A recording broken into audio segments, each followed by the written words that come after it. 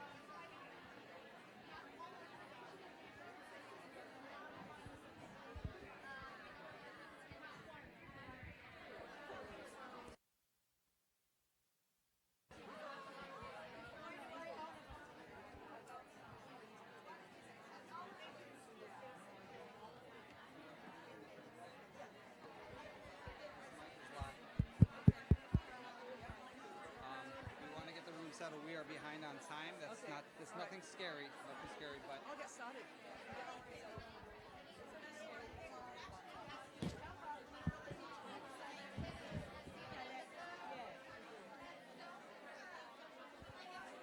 Welcome back, everybody. Let's have you seated. Find your place. Find a good place to be. Welcome back.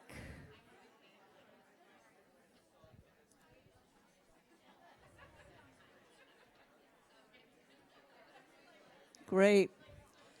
As we get started, please take a note of. Oh, it's gone. Okay. I was going to say note down our hashtags, but instead we've got Penny Marshall, which is fabulous.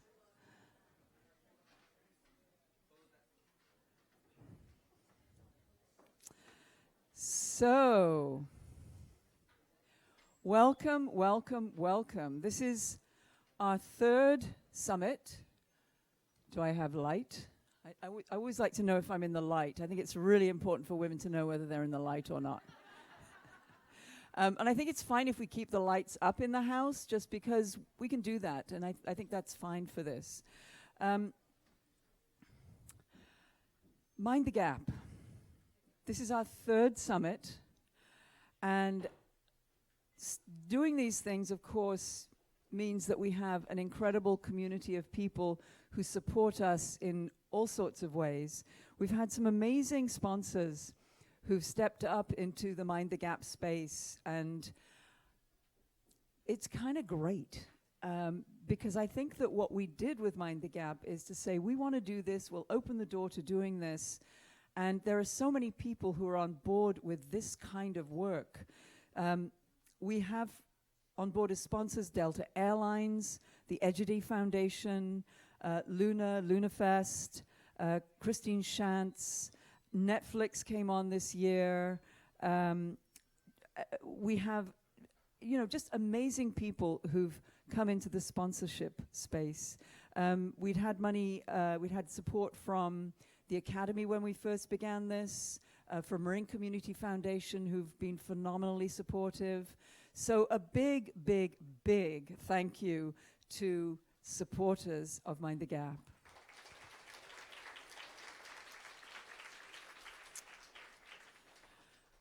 And we also have a network of advisors who are very kind enough to let us tap into their brains and their expertise whenever we need to do that. Some of them are based here, some are national, some are international. Two people who've been phenomenal in really giving an incredible amount of their talents and time are Lisa Carmel and Sherry Tull. So big thanks to both of you. And then Alison Emilio, I think, is here today, one of our national advisors. Christine Shantz has been working with us. Many people who help to make the village that we all live in. I know also that there are a lot of filmmakers who have films in the festival this year. Could you stand up if your film is in the festival this year?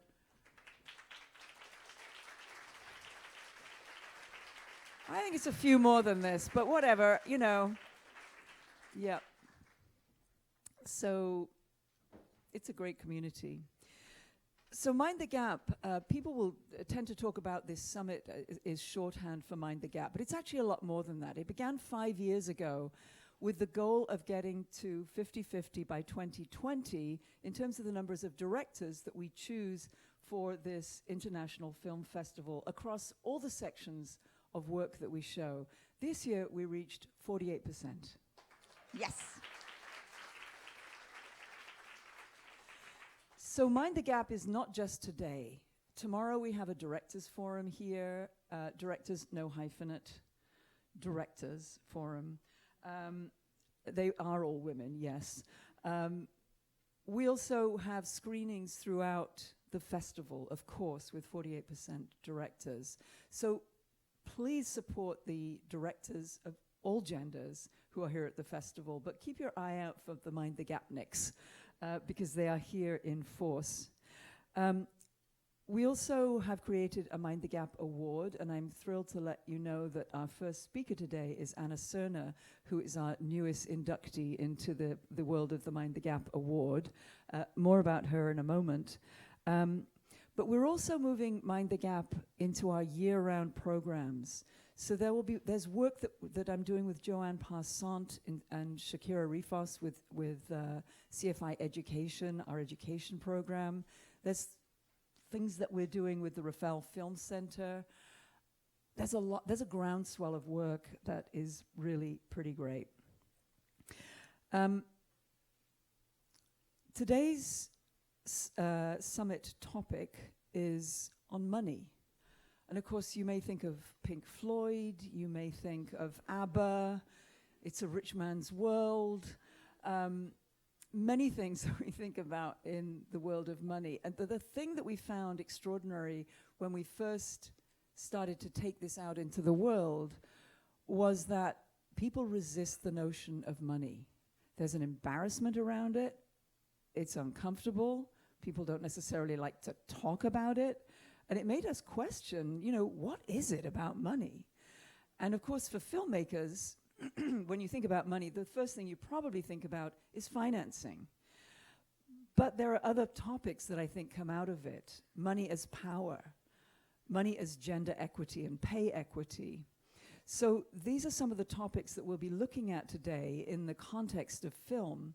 And I think it's a conversation, and we're laying the groundwork for work that we'll be doing over the next couple of years.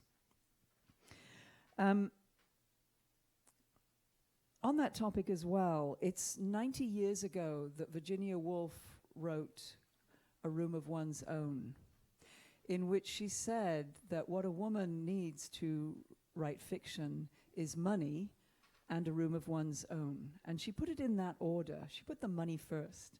And she was in a position where an aunt died who she didn't know and left her £500 a year. And that was what made her have the space to have that room of her own. But it's striking, I think, to realize that, 90 years later, we're still kind of looking for that same thing. We still need money, and we still need a room of our own. So that's a part of what we'll be looking at today. I also want to let you know that when we did our first summit, it was exactly the same day as the Harvey Weinstein story broke. Last year, it was the same week that the Kavanaugh proceedings took place. And I think what we found is that this became like a place of refuge and a place where community could connect safely. And we kind of needed that. This year, I've sort of been waiting for another shoe to fall. Not sure what that might be. It could be the fall of Western patriarchy. I'm not sure.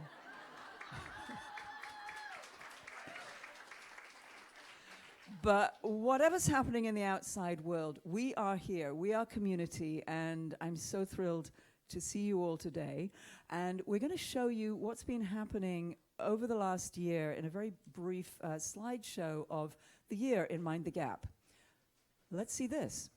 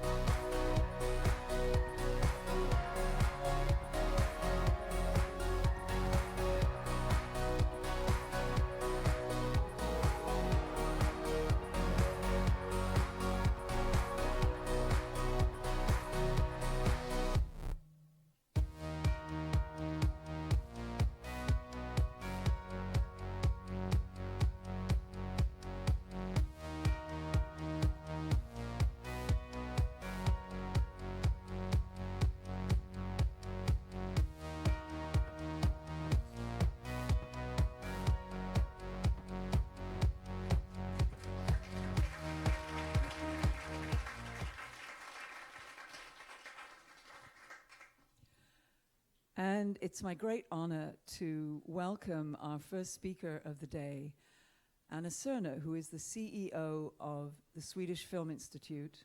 She truly is one of the people who inspired us to do Mind the Gap. Her work has been extraordinary. Many American filmmakers might be a little jealous of the Swedish Film Institute just because they actually fund films in Sweden, unlike in America. But Anna made sure that the funding was elevated in terms of the numbers of women filmmakers who were being funded. To do that, she proved herself, and she debunked all the myths about why women should not be directors. And she has used research and data as a way of backing up everything that she does. And it was the report that they did last year called The Money Issue, which inspired our theme for today. And she personifies badass, and she is a dynamic, amazing woman who has done so much work, is such a leader in this field, and I'm thrilled to welcome Anna Serner. Thank you. No. And so I'm really thrilled to be here. Thank you so much, Zoe. I got a very nice necklace. Anyone wants to see it later, just approach me. That was my nice gift. The headline is, I thought I was being able to switch back, but never mind. For whom is the equality? And we do everything, what we do in this matter by, as Zoe said, taking out results and studies, because I think that knowledge is the best way to raise awareness.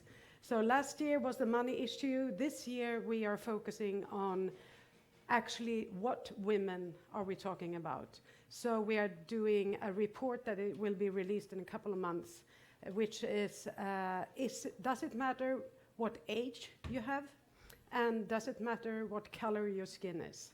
And we are doing in-depth interviews with women in regards of this, because I don't think that we are ready just because we're working with gender equality. What we are doing is, every one of us, we're in the industry of finding the greatest, finding the quality, finding the stories that really tell something. And we have had a notion of what that quality is. And when I started off my work 8 years ago, I really wanted to challenge what we think is quality, because I think we are talking out of a gut feeling that is really unconscious biased for all of us. Not only for men, not only for white, but for all of us, and we need to understand that. And the only way to approach that is through a lot of knowledge, but as well to start talking about quality. And my clear notion was that in Sweden by that time, everyone was saying that we didn't have good enough films. We don't do well enough in the international festivals. What is the problem with Swedish film? And we still kept on giving money to the same kind of people, keeping on failing. And I thought that that was very interesting, that if everyone is so agreeing on the fact that we're not doing good enough, what's the problem with changing that?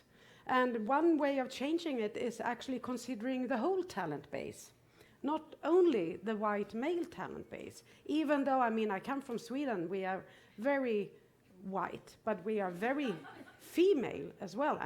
As the rest of the world, it's 53% women, I think. So the way of reaching higher quality is actually to letting everyone have the same chance to challenge each other's. We say 95% no. When I started off, we said 80% no. And the reason why we increased the no's is that there have been more people coming to us actually believing that the money is there for them. And I'm a public funder, so just look at me as I was the head of Warner. They could do exactly the same thing. They could say, we want a higher quality, so let's make it. What we did, which I demand from my people taking the decisions, is that they have to argue for entering a film and funding it. And they have to argue from these 3 words. They are very simple. They don't mean anything unless you put them together with a film idea. I mean, we get the ideas, not the ready films, and we all know that we can fail, and that is okay. But when my decision makers come to me, I ask them, what's relevant in this film for us to put money into it today? Is there something now in the society that makes us really want to see this film? Does it tell something? It doesn't have to be political. It can be about being human, which is as relevant today as it was 50 years ago, and probably will be, hopefully. I as well ask them to explain what is new with this film. We don't want to repeat all old stories from the same perspective all the time, and I come back to that later. So I don't demand real artistic novelty all the time, but if you have an art house film that has kind of a purpose to break new boundaries, it has to be kind of new as well, and not repeated in the same way. And I think it's a real problem when the gatekeepers in the festivals keep on being the same people, because they make the stereotyping of what quality is, and they don't see it in new ways. Craft. Of course, we want it to be a film on being able to be shown on screen. So we want the professionals, we want the ones that can actually make it happen, because it's a lot of money.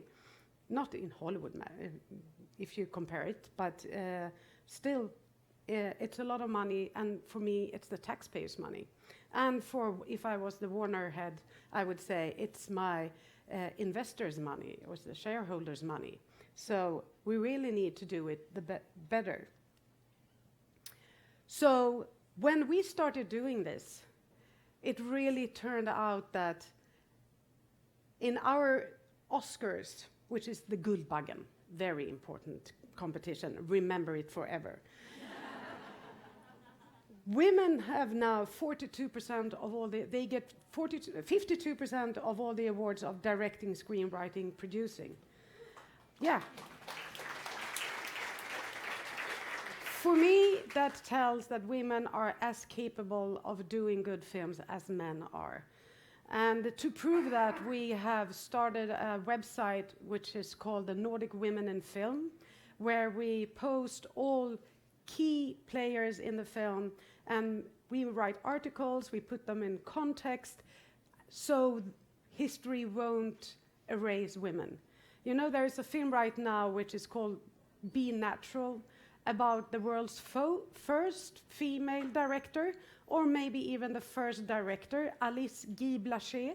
She was a French woman going to Hollywood, starting off building a studio, making films, long features, long before Griffith made the first A Birth of a Nation. And we still believe that he was the guy who made the first long feature, right? That is not true. See Be Natural, and you will wake up and getting some inspiration of showing women. And we are seen when we win awards. So it's really important that we highlight the achievements that women do all the time, so no one can erase us. So the next, sorry. I don't know what I did. I didn't do anything. Here it is. Okay. So Swedish awards is one thing, international awards is something else. And this is just to prove to you, we are a very small country. We are 10 million people in Sweden. And if you see the numbers of films that we have in accordance with how big our country is, it's really amazing how many we are. And when how many films we get into the international awards, and we are only counting the best ones, because you can hide away with the statistics, you know that.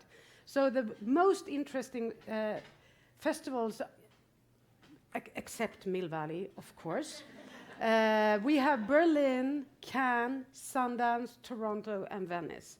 So we count only those ones, because those ones are the ones that really matters. And if you see, during the years 2015 to 2019, we had 84 films, 55% of them were directed by women. So that means as well that women have told stories that are new for the international market, and they do it as well as men are telling their stories. And this is just a proof we always need to show when people argue that, well, what are you doing, Anna? You need to go for the quality. And I say, yeah, that is exactly what I'm doing, and I'm doing this talk. And quite a few times people come up to me afterwards and say, yeah, okay, so you're really going just for the gender equality. It's like, what did you not see in this? So we have to repeat the arguments all the time. So what about the money then? What is the problem? We have all this. So women are more represented in the international film festivals than the men. So why don't we just stay happy? And that is because we know that... I don't know about this. This is another chart. You don't maybe see that. Yeah, you can read Amanda, woman, Anna, woman, Lisa, woman. These are the top 10 films for the past. Actually, this is, if you go further back, it's still 3 women in the top of getting the best critic awards in Sweden. So, I mean, being 3 women in the top 10 for year after year shows that women can do good films. Yeah, so why is this important? I would say that it's because we do films. I'm not, politically identification, and you can only do the films because women can only do women film stories, and men can only do men's film stories. If you're a person of color, you can only do a film about that issue. No, but we make films out of our perspective of life, what kind of life we had. I heard Agnieszka Holland, I don't know if you know her, but she's a very renowned filmmaker, and she was asked, how is it being a female filmmaker? What does it affect your films? And she said, I was born in Poland during the Second World War. We had no money, we were living on the countryside, we had no food. I had to walk 10 kilometers to get to the bus to get to my school. I moved out from Poland and into Paris and into later on to the States, and I am a woman. Everything affects me. And that is really how it is. Of course, we can do films about and try to research and do films from other perspectives. But we are, and I will show you that I know that this is for sure, we tend to write stories that we have experience from. And if we don't have experience, we pick an angle because we have the experience we have. So that means that the protagonists in film tend to follow who you are as a person, and you will see that the money does as well. I don't know. So women scriptwriters write scripts with a woman in the lead role, and men scriptwriters tend to write scripts with a man in the lead role. So you can see there that approximately 50% of all films made by a woman is about a woman, and about approximately 50% of the films made by a man is about a man. And we haven't gone deeper if you are doing films out from your sexual orientation, your religion, or whatever, but this shows that you tend to write a story about the same gender as you have yourself. And that is not strange. That just means that if you want a diversity of films on screen, you have to have a diversity behind the camera. And as I've shown, everyone has the same capability of doing good films if they get to do the good films. So we need to work on the money, because otherwise we will get the same kind of perspective all the time. We broke it down and saw what happens when the budget decreases or increases. And you can see that low budget are the red one, and the numbers are for women. So in Sweden, now we have 46% female-directed films when it's low budget, but only 27% if it's high budget. You look at the screenwriters, and it's even worse. Producers, no, women get to do more films if you're a producer, and you can talk a lot about why is that, why are women allowed to be the practical persons but not the artistic persons. But I leave that. And then you can see in the lead role, 47% of the lead roles were women in the low budget, comparison with the directors, screenwriters, and only 25% in the high budgets. And this is the big thing.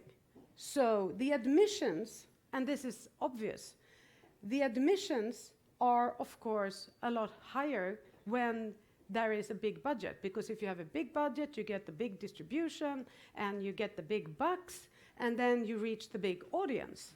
And if you compare the yellow here on the audience with how many women and how many women in the lead role, you can easily just imagine, yeah, okay, in Sweden, women get to do 50% of the films, but they reach like 10% of the audience.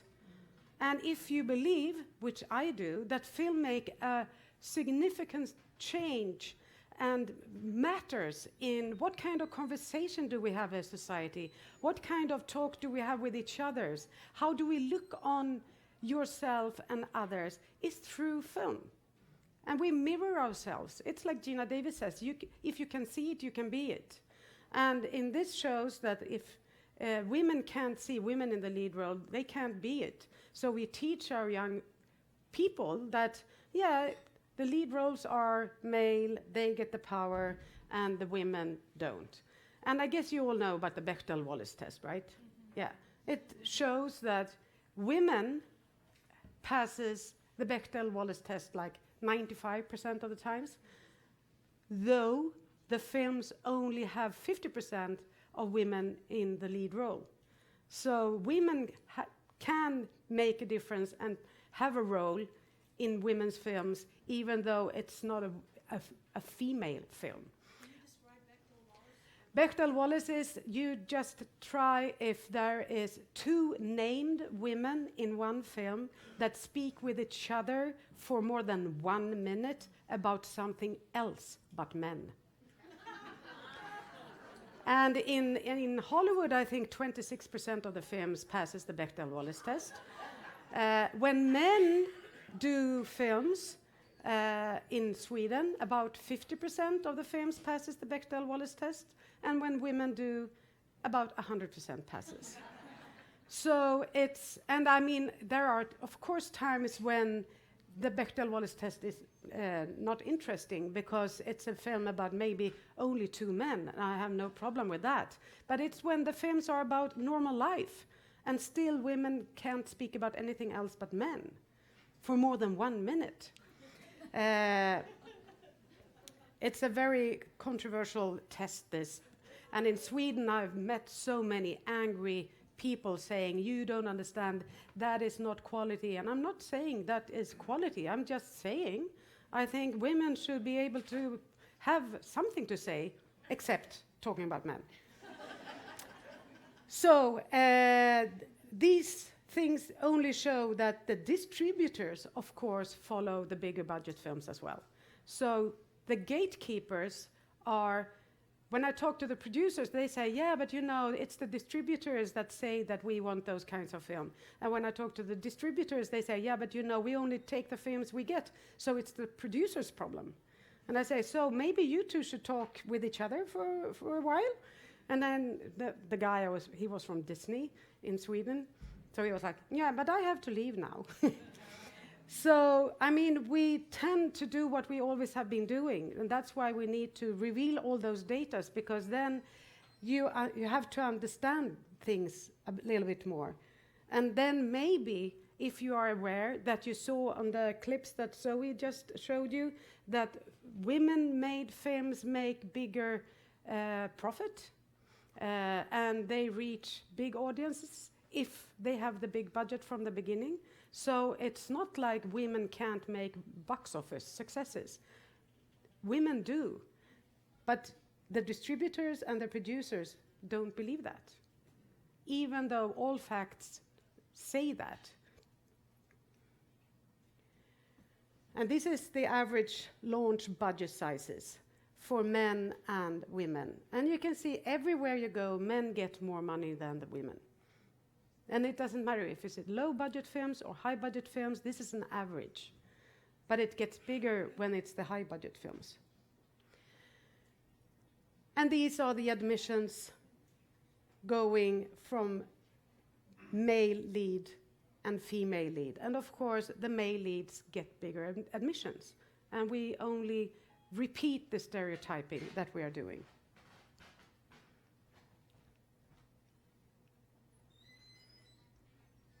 Here.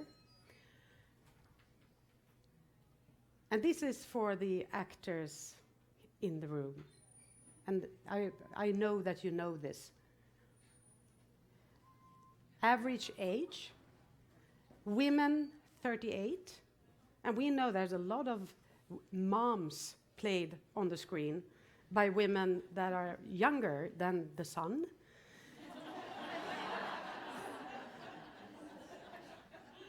Oh. This is a hard one. But this really proves that women can't do technology, right? This is worse. This is the spread. So the youngest age on screen is 17. This is in Sweden between 2013 and 2018. So 17, the youngest age. For women, 58, the oldest. 58, while men are allowed to be 77 and still have a value. So you can see that the average is that women have a career between 25 and 38, while men's career is more of 33 to 51. That is not very equal. And the pay gap is exactly the same. So if we want to change things, we need to go from the beginning and start realizing we're looking for the quality and we're looking for something that has an audience. And we are doing the same films for the same kind of audience.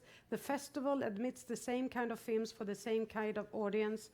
And there are so many people out there that don't even go buying a ticket to go to the cinemas.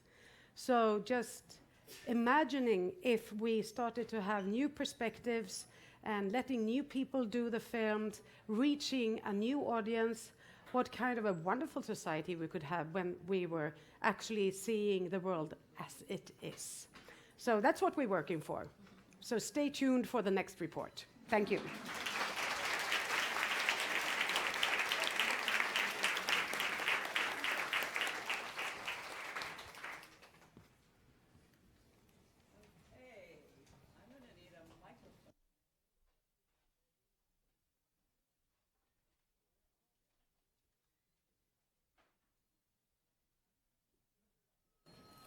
You can have mine, Zoe. Oh, I'm not going to take off your accessories. Come on. Is there a microphone? Uh-huh.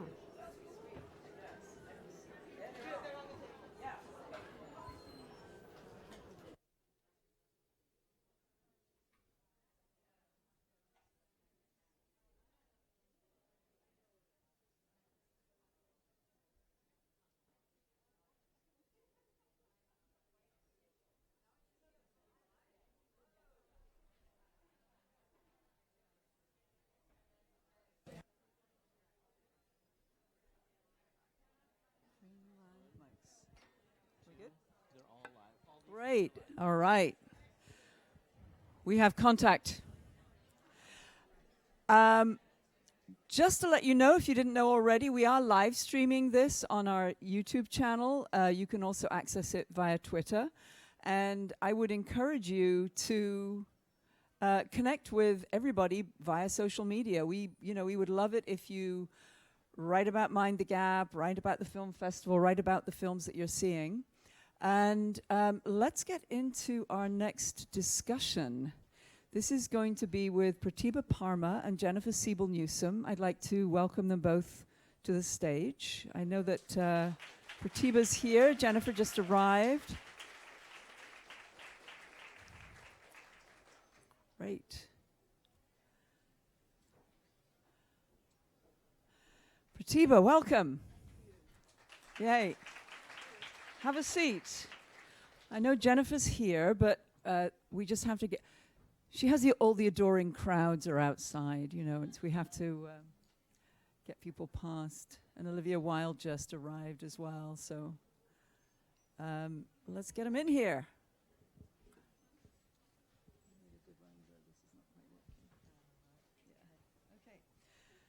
We can, yeah. I know that she's there. I just saw her.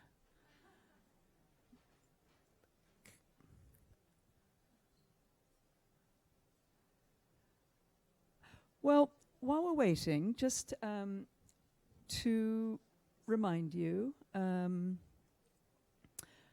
if you have questions for the final panel today, if you'd write them on a 3x5, and we will be including those in the conversation. And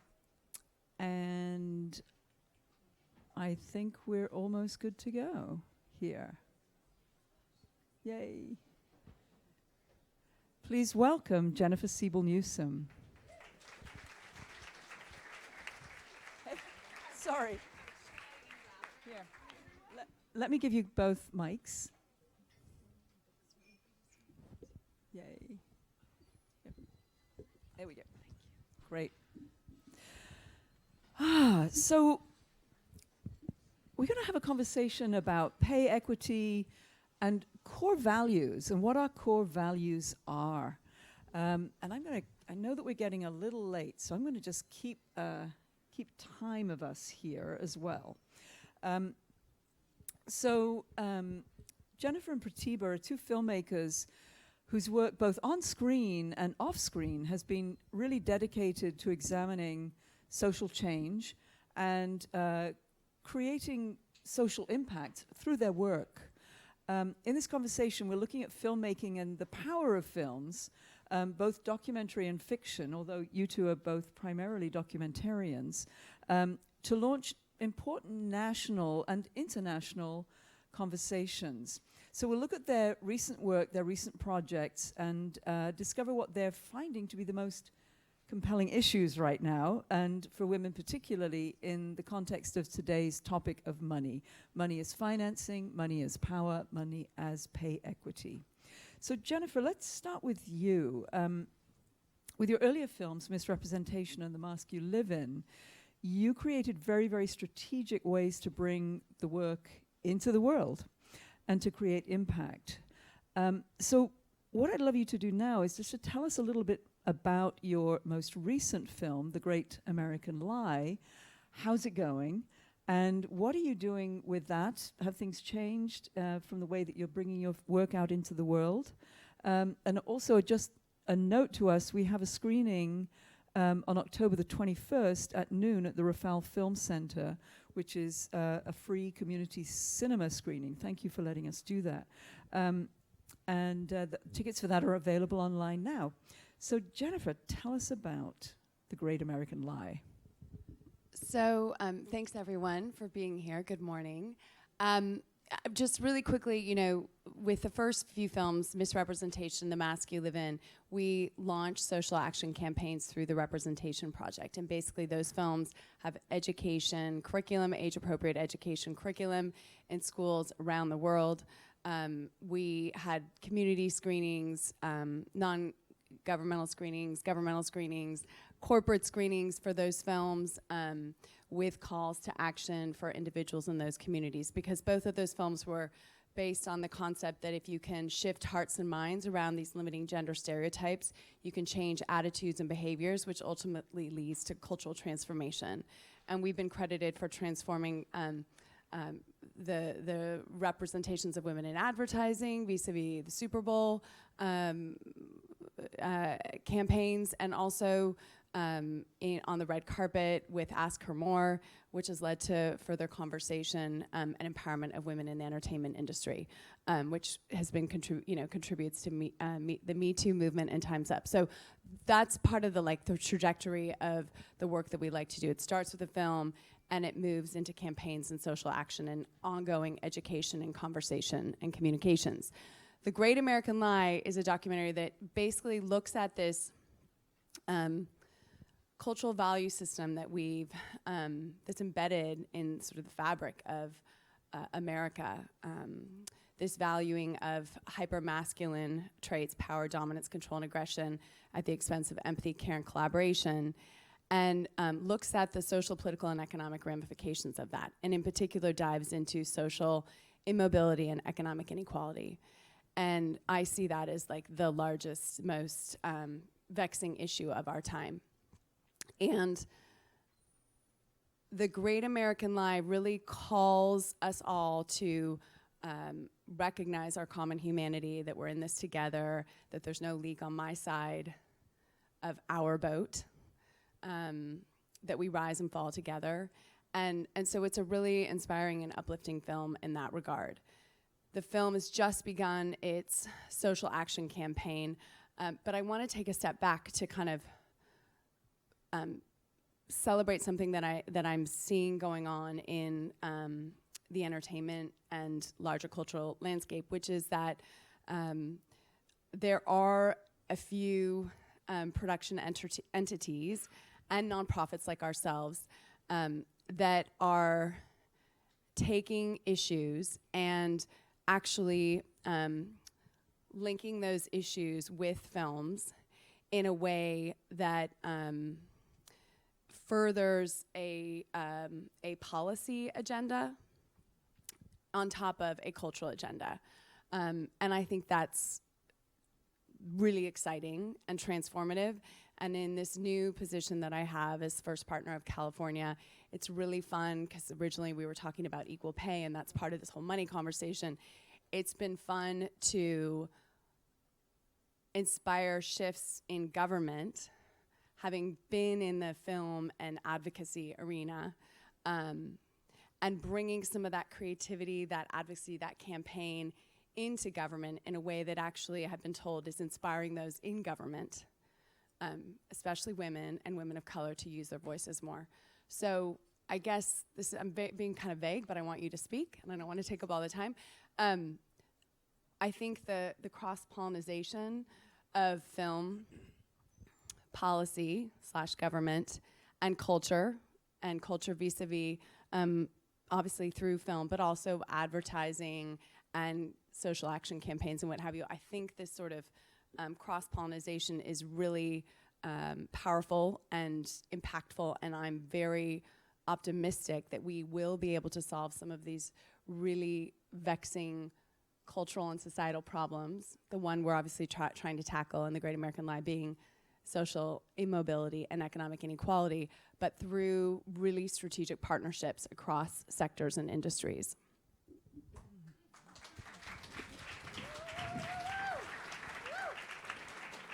It's great that you find yourself in that position to find that intersection between policy and all the other things that we're really trying to drive creatively. Pratibha, so you've worked both in the UK and in the United States more recently. And you're known for documentaries like Warrior Marks and Alice Walker, Beauty and Truth.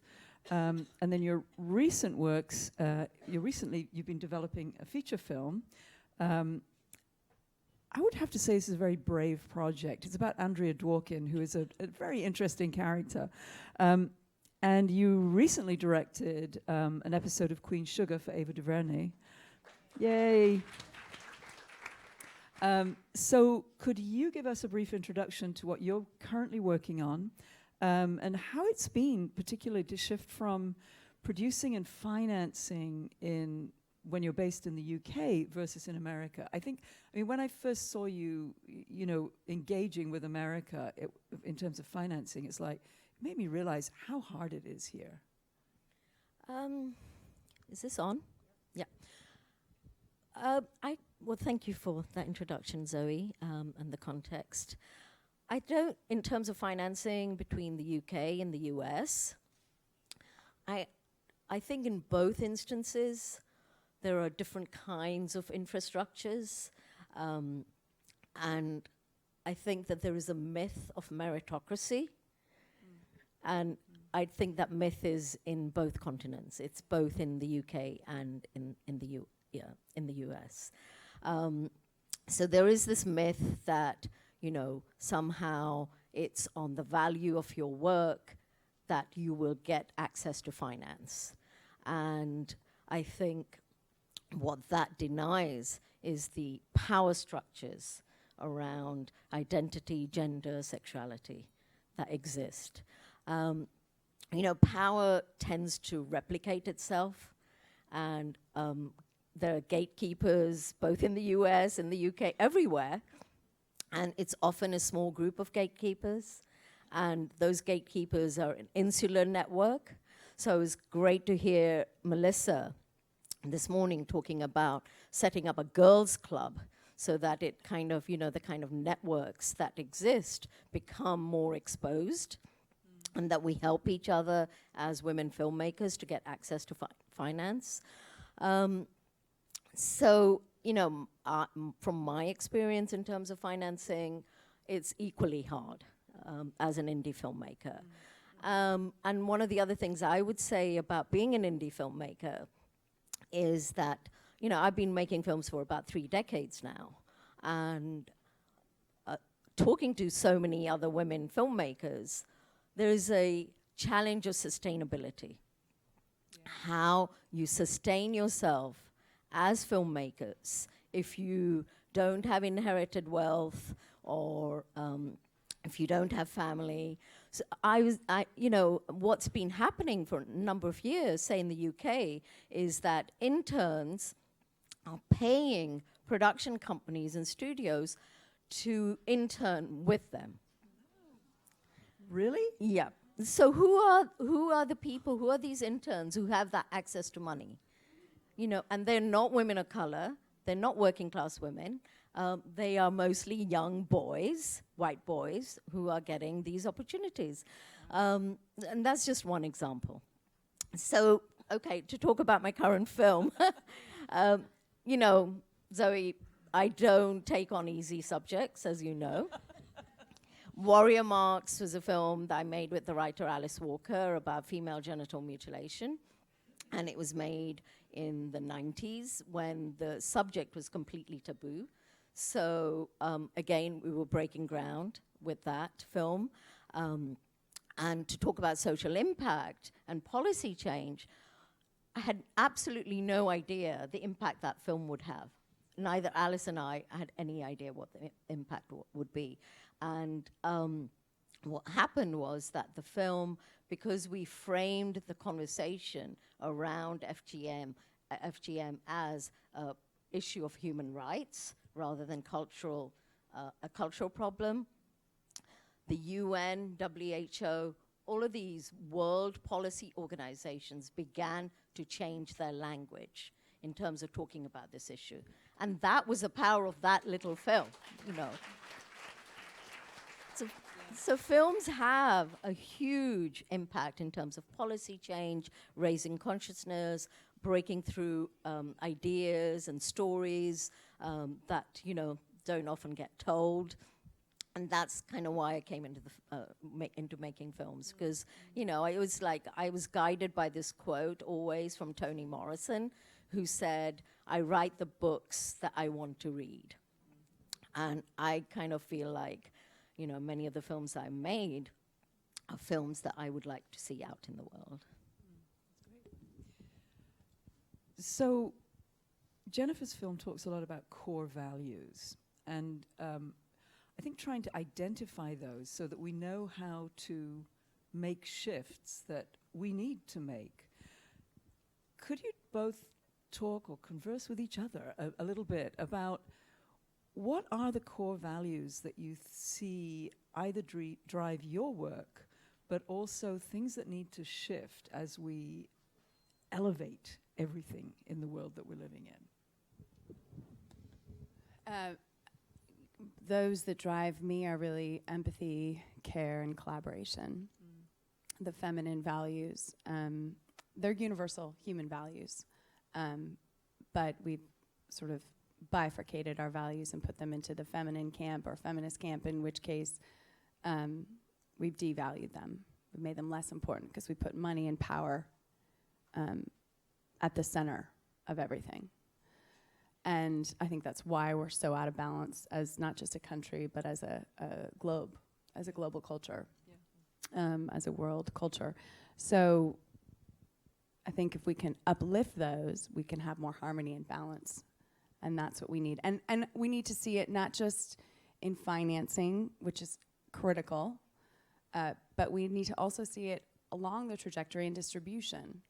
What we were just talking about, and I only know of maybe a few distributors who actually invest in films that are going to have a cultural and policy impact. The majority of them are looking for entertainment or infotainment. And I think, I can't speak for all women, but I know that you and I are moved to make films with more depth. We're moved to kind of explore humanity in a way that we hope will impact society and culture and policy over the long term. And it's, you know, not a surprise to me that those in power and distribution tend to be of a certain ilk or walk of life, tend to be there tend to be fewer women in those situations or distribution positions. roles. Yeah. So you've really worked with bringing your films out. Would you like some water? Could we get some water, please? Thank you. Yeah, no, Thanks. for everybody, I think. I've got mine. You've got yours, okay. You've been bringing your films out into the world yourself. Pratibha, what has it been like for you? Describe a little bit for you, just from the distribution perspective, because it's a big part of what we do. Yeah, I mean, I think that, you know, when you work as hard as we do on our films, you want your films to be seen by as wide, audience as possible. In the early years of my career, I was making work for Channel 4 television and BBC. So you already had that audience that was built into that. And then, film festivals are fantastic audiences. But I think that one of the things that I think that's been changing around distribution is that the traditional models of distribution have really shifted. And what with streaming networks, and streaming platforms, there are some filmmakers who are doing self-distribution as a way to try and reach their niche marketplaces. But, just to kind of reiterate the question around values and what drives for me, what the values are for me, I think I absolutely agree with Jennifer, compassion and humanity. But I'd also add generosity. Because I think that generosity across the board in terms of like being open to different kinds of stories, being open to different kinds of storytellers, we don't often see that. And I think that things are shifting, definitely.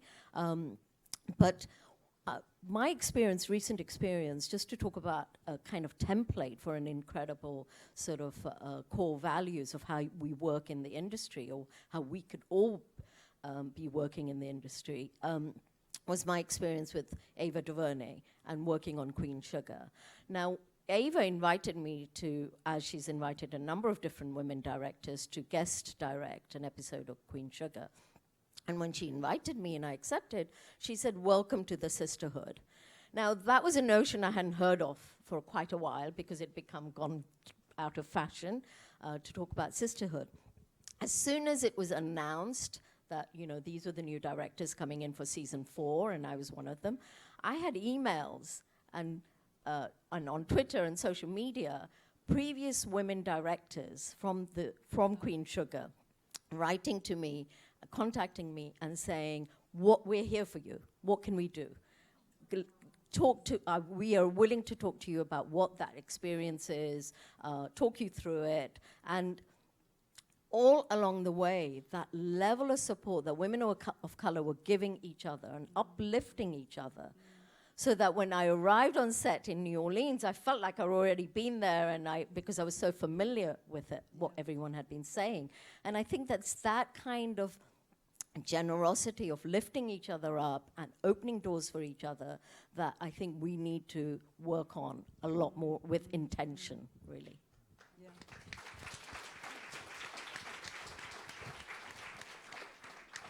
And that really looks, I mean, that kind of looks at the question of who gets access to money, you know, who gets access to resources and to the work. It really has to do with, it strikes me, you know, consciously opening doors for people. Are there other situations or examples that either of you have seen where that has happened? I mean, Ava DuVernay is obviously a goddess in this area, or ways in which you could, you know, you would say to people who maybe don't have access to Ava DuVernay, you know, it's like, how do we continue to get access? Well, look, it kind of mirrors the VC world. Yeah. Again, those in positions of power tend to fund people that are similar to them.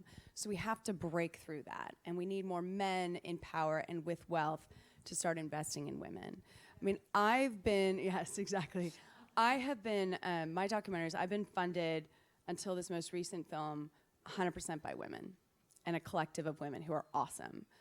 Women who started investing in documentary films and have moved into investing in scripted features. But, you know, they've had some challenges because it can be, when you're new in that industry, people can take advantage, exploit. And one thing that's that I think across the board is, you know, when someone invests and makes a bet and invests and doesn't get the return they want, but they're taking that leap of faith, as my husband always says, fail forward fast. You know, I think there needs to be sort of a community of other investors, and in this case, men who own more wealth than women in this country, need to go in and support that person or that and invest again. I mean, I think that's part of the problem is, especially with women, we see when a woman fails, people all of a sudden stop investing in women. You've seen that in Silicon Valley. You've seen it across tech. You've seen it, and you see it in film a little bit, right? And so we need more men to invest in women, and we need women to kind of form that collective to support each other. And because we have, the other thing that's interesting that we found is there's so many women who are philanthropists, and they make philanthropic donations, but they're not actually making private equity or venture capital type donations. They're not investing in film. They're doing social impact investing or philanthropic investing. And so that's a whole other mindset that I think we as an older generation need to educate younger generations and younger generations of women in particular to be more comfortable with money, so that they ultimately become those investors themselves, right? We need a pool of up-and-coming women to be investors and not just philanthropic donors, which is a major cultural shift that also requires us putting more wealth into the pockets of women, right? Because that's a whole other issue that we unveil in The Great American Lie, which is not only do we have a pay gap in this country for women, but we have a tremendous wealth gap, and in particular for women of color. So a lot of this is long-term, cultural work, and just not giving up. But I think in order to have success, we have to be committed as a community, and men have to play a large role in that. Mm-hmm. Great. We're getting close to the end of our time, so I'm just going to ask if either of you would like to have a last word. I mean, I think you brought up so many points between you. I mean, what you're talking about in terms of investing versus donating. Pratibha, something that you said earlier about sustainability of careers for filmmakers. I mean, all these, these are topics for deep, long discussion. But any last words of wisdom on any of the things that, words to go away with? I think that, I would go back to something that I started off by saying, and it's something that Jennifer's also brought up, is that, power replicates itself, and it replicates itself in its own image. And I think that it is, we have to have a very strong intention as women filmmakers to break that power network down. Who has power, who has access to money, and who is allowed through that door. I mean, to quote Ava says, well, I built my own door to walk through, but not everyone has that capability or even the opportunity to be able to do that. Ava was helped a great deal by Oprah in doing that. And so I think it's about how do we, each one of us, to ask ourselves, how can I lift up other women filmmakers? Right. And have a real intention of being able to do that. Great, yes, thank you. We women have to recognize that our voices are powerful, they are unique, they are necessary. We deserve to have seats at the tables of power. Our stories must be told. And we have to have that conviction. And in what you're saying, this is about partnership. And I'm so happy to now know you, because it's all of these little connections, and we're all busy, and we have, juggle kids and da-da-da, but we have to just keep reinforcing these little partnerships and relationships. It's the networking, it's the sponsorship, it's the I've got your back, it's reaching out, asking for help. And we have to remember we're not alone, that there are many women that are going through similar things that we're going through when we're down and we're struggling and we're feeling like we just can't get a break. And we just have to reach out and ask for help, because I do think, and I found, that women want to help. They just need to be asked. So believe in each other, support each other, partner with each other. We're going to do this in our lifetime. We have to, right? We're going to. It's that tipping point. We just have to get to that tipping point of change, right, in terms of representation. And I think if we can get there as writers and directors and producers, the whole cultural landscape will shift. But it really is about partnership, isn't it? And using our voice. Use your voice. Your story matters. Thank you. Yeah. Thank you both. Yay, that's great.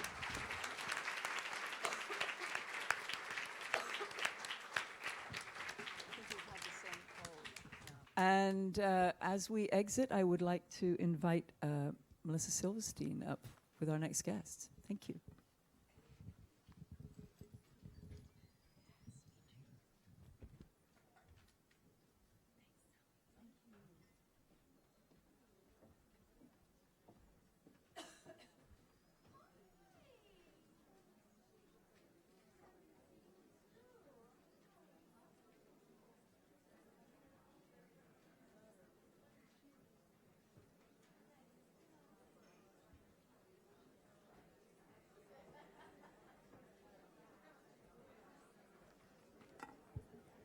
Okay. How's everybody doing?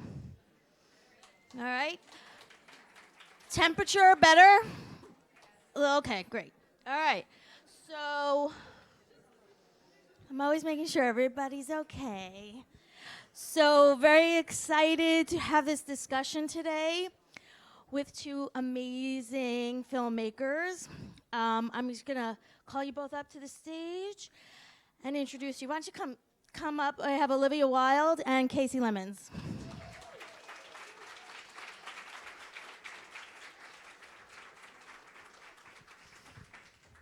It's really nice to meet you. And Casey and I go way back.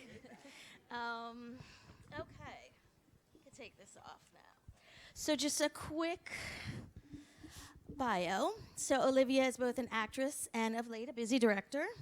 Her directorial debut, Booksmart. Woohoo! Thank you. In my humble opinion, one of the best movies of the year.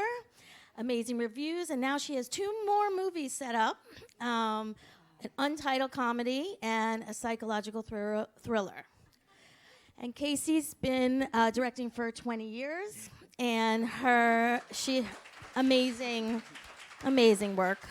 Debut was in 1997 with Eve's Bayou, and her other films include Caveman's Valentine, Talk to Me, and Harriet, which is playing here, and hope everybody sees that, with an amazing performance from Cynthia Erivo. Amazing, beautiful. We ran into each other at the airport after we were leaving TIFF. Harriet was wonderful. So we're going to dive right in. We don't have a ton of time. So Olivia, what was it about Booksmart, the script, that you decided, okay, this is what I want to make my directorial debut on? Sure. Well, I came to the script, which had existed for a number of years. It had been around since a first draft was written in 2009. I came to it in 2015, and Anna Serner had kind of kept it alive, but had struggled to find the filmmaker to kind of take it on.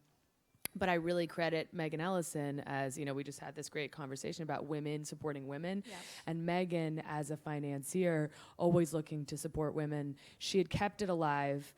Chelsea Barnard, a producer who was at Annapurna at the time, she had really championed it. I came to it seeing an opportunity to tell a story about young women who were defined by their intelligence and their love for each other.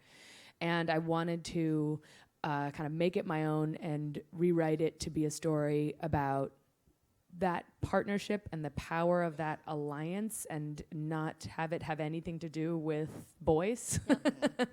And they were really supportive. So an amazing screenwriter named Katie Silberman came on board, and we reworked it to be exactly that. But why should it be my first film? I think I understood that, like that Toni Morrison quote, write the book you want to read. It was the movie I wanted to watch, and it was the movie I wanted my young self to have watched. Right. So that was why it had to be the first. And I guess in 2009, girls didn't exist back then, so it took a It's little a while. shame they didn't. Took a minute. There were none of us around. And Casey, can you talk about how you got involved with Harriet? Yeah, I mean, it's somewhat similar in that a script had been floating around for a while with these 2 amazing producers, Daniela Toplin-Lumberg and Deborah Martin Chase, had been really just had this passion for this project, and they had a script, and they got to a point where I think they really wanted a woman director. And I met with Daniela, and I came on board and reworked the script. And I read that you didn't know that you were going in for a meeting on this movie. I didn't have any idea. I thought I was taking a general with Daniela. And so at a certain point in the conversation, it turned towards Harriet. And I guess I knew that she had Harriet, and I thought, then I kind of thought, oh, she wants me to rewrite the script. And I thought, that's interesting. And just kind of in bravado, I said, but it would be more interesting if I were directing. And she said, well, that's what we're talking about. And I tried to keep my cool, and So I have unearthed some quotes of both of yours, so I want you to comment on them because I think they're beautiful. So you wrote, Casey, "It's been a wonderful journey, but it's been a difficult journey. It's been very rewarding. It's taken me all over the world. I've spent a lot of time trying to push films through." So really what I want to talk about is you've made 5 films over 20 years, and from when you started working to now, how things have changed for women directors, and particularly women of color directors, if at all. Well, I think we're in an amazing time. I really do. I'm filled with optimism. But one of the things, honestly, that fuels my optimism is I've been an educator for years and years, and decades, and I see the landscape of the filmmakers changing.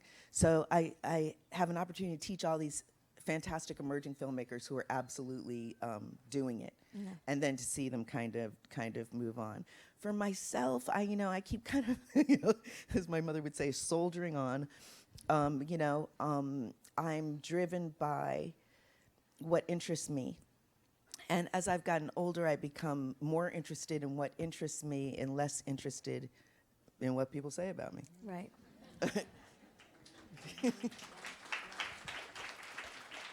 And today's conversation is about, investing in women's stories, and I spend a lot of time working on women in Hollywood and my film festival, Athena Film Festival, and it's all about women's stories and women's storytellers. And I think when we, money has always been separated from women. And so what I want to really talk about is, you're both telling female-centric stories in the ones that I'm referring to, which are not valued as much as male stories. And Casey, you're telling a story of a woman of color who is a revered historical figure, but there's been no biopic of her. And I can't even tell you how many Winston Churchill biopics we've seen, right? That's my comparison. It's like, do we need another fucking Winston Churchill movie? The last one was good. My friend is writing the Clementine Churchill movie, so, But, so let's just talk a little bit about your experience of, and all your experience about the value of female stories and women's stories in our culture and the film business. Is it shifting? Both of you, I want you to talk about, one thing that I find interesting, and I'm curious if you have experience with this, it's essential that we tell women's stories, but it's not essential that female directors only make women's stories. Yeah, I agree. Right. And it's interesting because, obviously Catherine Bigelow, who won the, is it the only Academy Yes. Award? Yeah. Wow. We're going to get to that in a couple But minutes. that she makes what would be considered sort of male-centric stories, films, and yet they're no less valuable, and it's no less valuable to the larger movement. But I do find that when you emerge on the scene as a female director, everyone sends you the female stories, and it's kind of it's sort of confusing in a way, because you're like, we have this responsibility to tell those women's stories through our lens. But I don't want to be pigeonholed as just being capable of those stories. And I think that's the true evolution will be when it doesn't matter who's the best director for this movie. Is it a man or is it a woman? It doesn't matter. It's just who can tell the story. I do think that where it becomes specifically valuable for a woman to be telling those stories is sometimes with the communication, with the actress, with, having been an actress for most of my life, that's my sort of in with directing. That's the part that is completely my language. And I understand that I have an ability to communicate with an actress in a way that a man doesn't. Right. And in that way, I think for these stories that are about women, it is valuable to be able to dig in from that specific perspective. But I also really look forward to telling a story about men. And I have a son and a daughter, and I look at each of them as being equally sort of worthy of stories being told that feel true and authentic to them. But Well, men have been telling stories about women from ever. True, Yeah. but it's crazy because they Some. have Some well. And what about Yeah. you in terms of the No, stories you tell? I remember literature is very inspiring to me, and just reading literature, reading James Baldwin write, a white male character or a woman character, or Toni Morrison, people writing outside of their own experience. I believe in this in art, so I would never say you can only do this. And I spent a lot of my early career kind of bristling against being, because he was very, it was a woman's story. And I've got to say, and I made Talk to Me, which is one of my favorite films that I've made that has some muscularity and is about men. And I've got to say, I've come back around to, wait, women are the most fascinating people on earth. And I find myself drawn to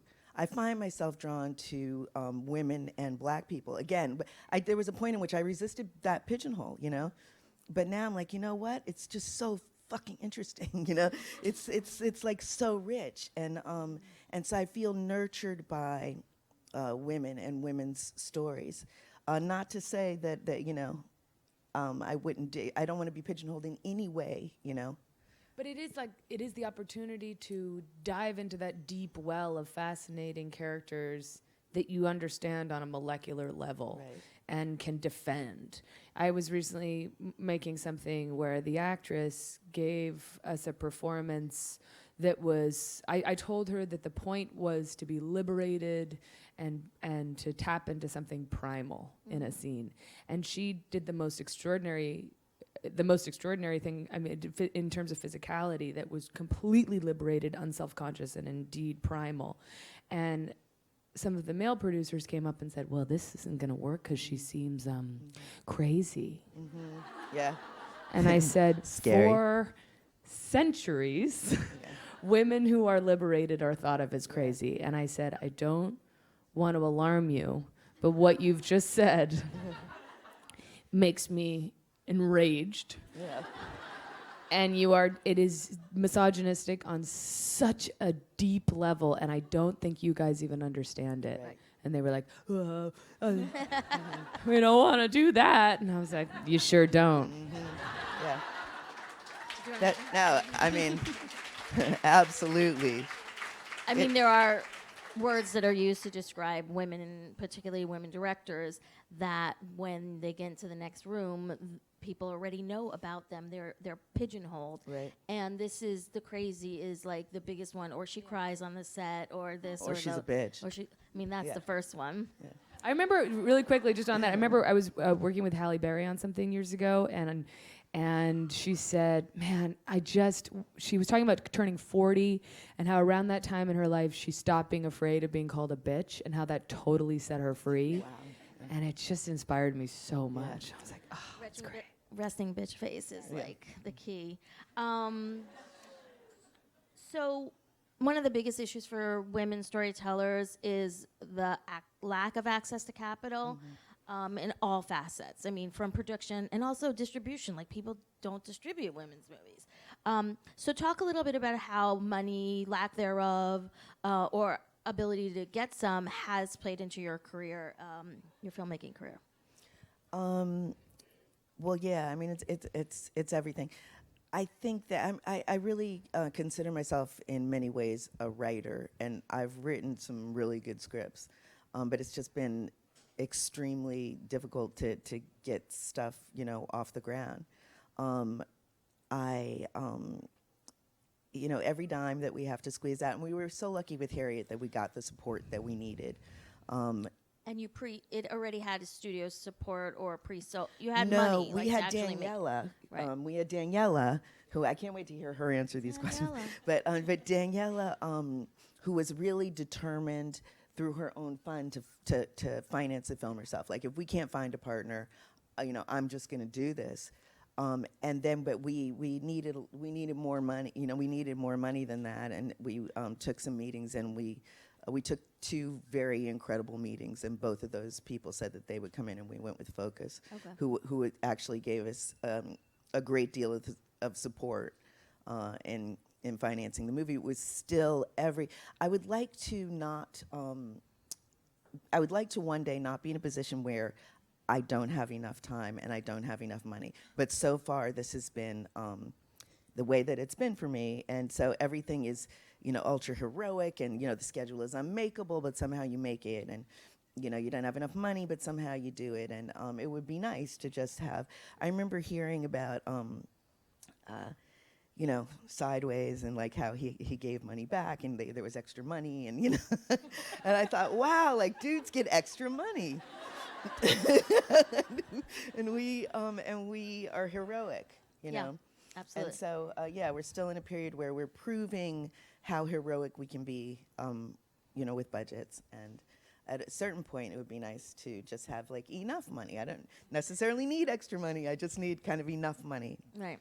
To and do you're what I wanna do. venturing into studio land with your Yeah. What do you feel like those money pressures will be different money pressures? It's different. I mean, it's still, you still have those restrictions, and then it's a matter of proving that you can work within that studio system in a responsible way, that you won't go over budget, that you won't, because if a woman goes over budget at a studio, it immediately becomes known as like, whoop, that's it for her, and let's not finance the rest of these women's films because it turns out women go over budget. Like, it's so easy for one of us to define the entire community, and that's just not the way it is, obviously, with men. So there's this feeling of responsibility, like, be be efficient, get it right, be good, make it successful, so that they'll start financing the rest of everybody's movies and they'll bring everybody into the studio world.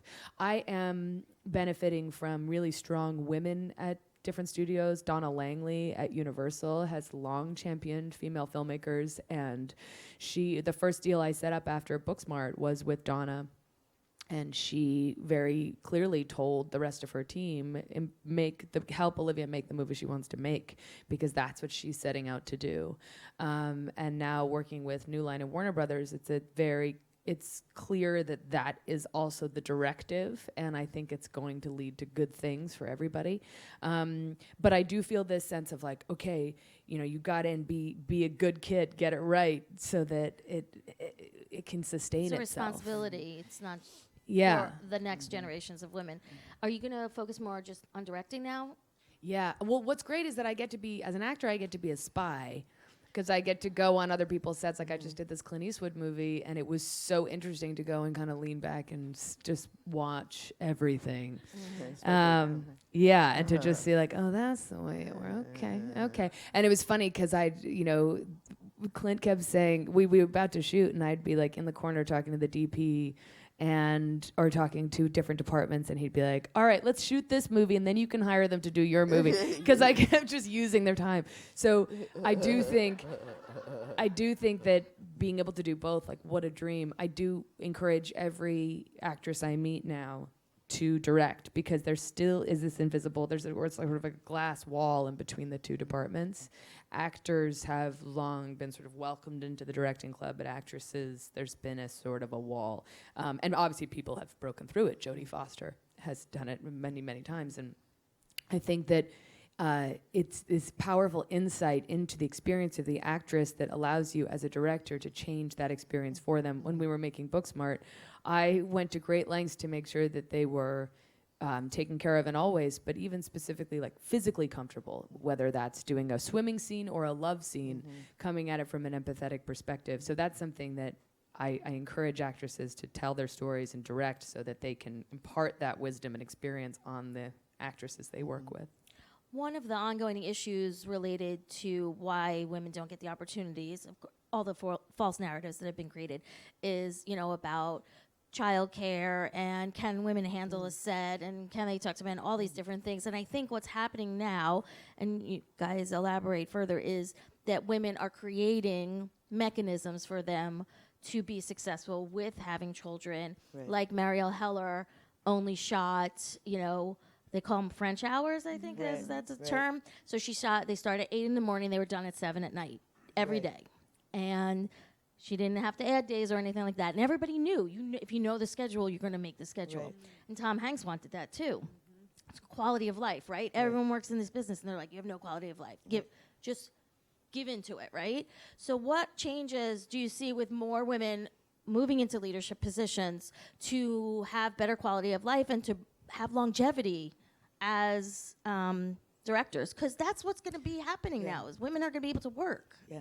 I mean, I think it's really different now. I was talking to Mari about it, and I mean, that's amazing. Like, if I had gone into my career and been like, we're working French hours, that would have been it. I mean, over. Like, so I really appreciate now that we're able to, have more control over what we're doing. But one of the real reasons that I became an educator, and one of the central reasons that I kept working, was to let young women know that they could do it with children. It became a mission of mine. I ran into a young woman at a film school I will not mention, not the one that I teach in, and she said to me, a professor had told her, she was crying, a professor told her she had to choose. Is recently? This was about 10 or 11 years ago. Okay. He said, you have to choose, and she was pregnant. He said, you have to choose. You can have a career, you can have family. And we stood in the parking lot, and I cried with this girl, and I'm like, you can absolutely do it both. You can have everything. There's pain involved, okay? There are choices involved. You will be pulled in different directions, but you absolutely can do this. And it motivated me, because I was pregnant with my son when I got my first green light. I was pregnant with my daughter when I got my second one. Wow. It motivated me to keep working. Right. I'm like, I'm going to work for those women so that young women can know that you can have a family and a career. Right. And you have young children. Yeah. So talk about how you are going to navigate that. I find it really hard. I'm so inspired by Mari setting those French hours. Like that's It's pretty cool. wow. Yeah. I find it really difficult. It's a balance. I was speaking to Jennifer Newsom about this outside. That like, how do you do it? She, by the way, spoke here after. I love that she didn't mention it. She's sick and has 4 kids, and one of them was up all night, and she was here, and I find it really hard. I try to bring them on set. I try to find that balance, but no joke, it's really, really hard. Can I tell one story? So when your kids are little, you can bring them on set because they're babies, right? But it got to a point where my kids, they had to choose. Like, I want to stay in school with my friends, and and I went away and did Talk to Me. And at the time that I did Talk to Me, the driver who drove me, who'd been driving for 30 years, said I was the first woman director he'd driven.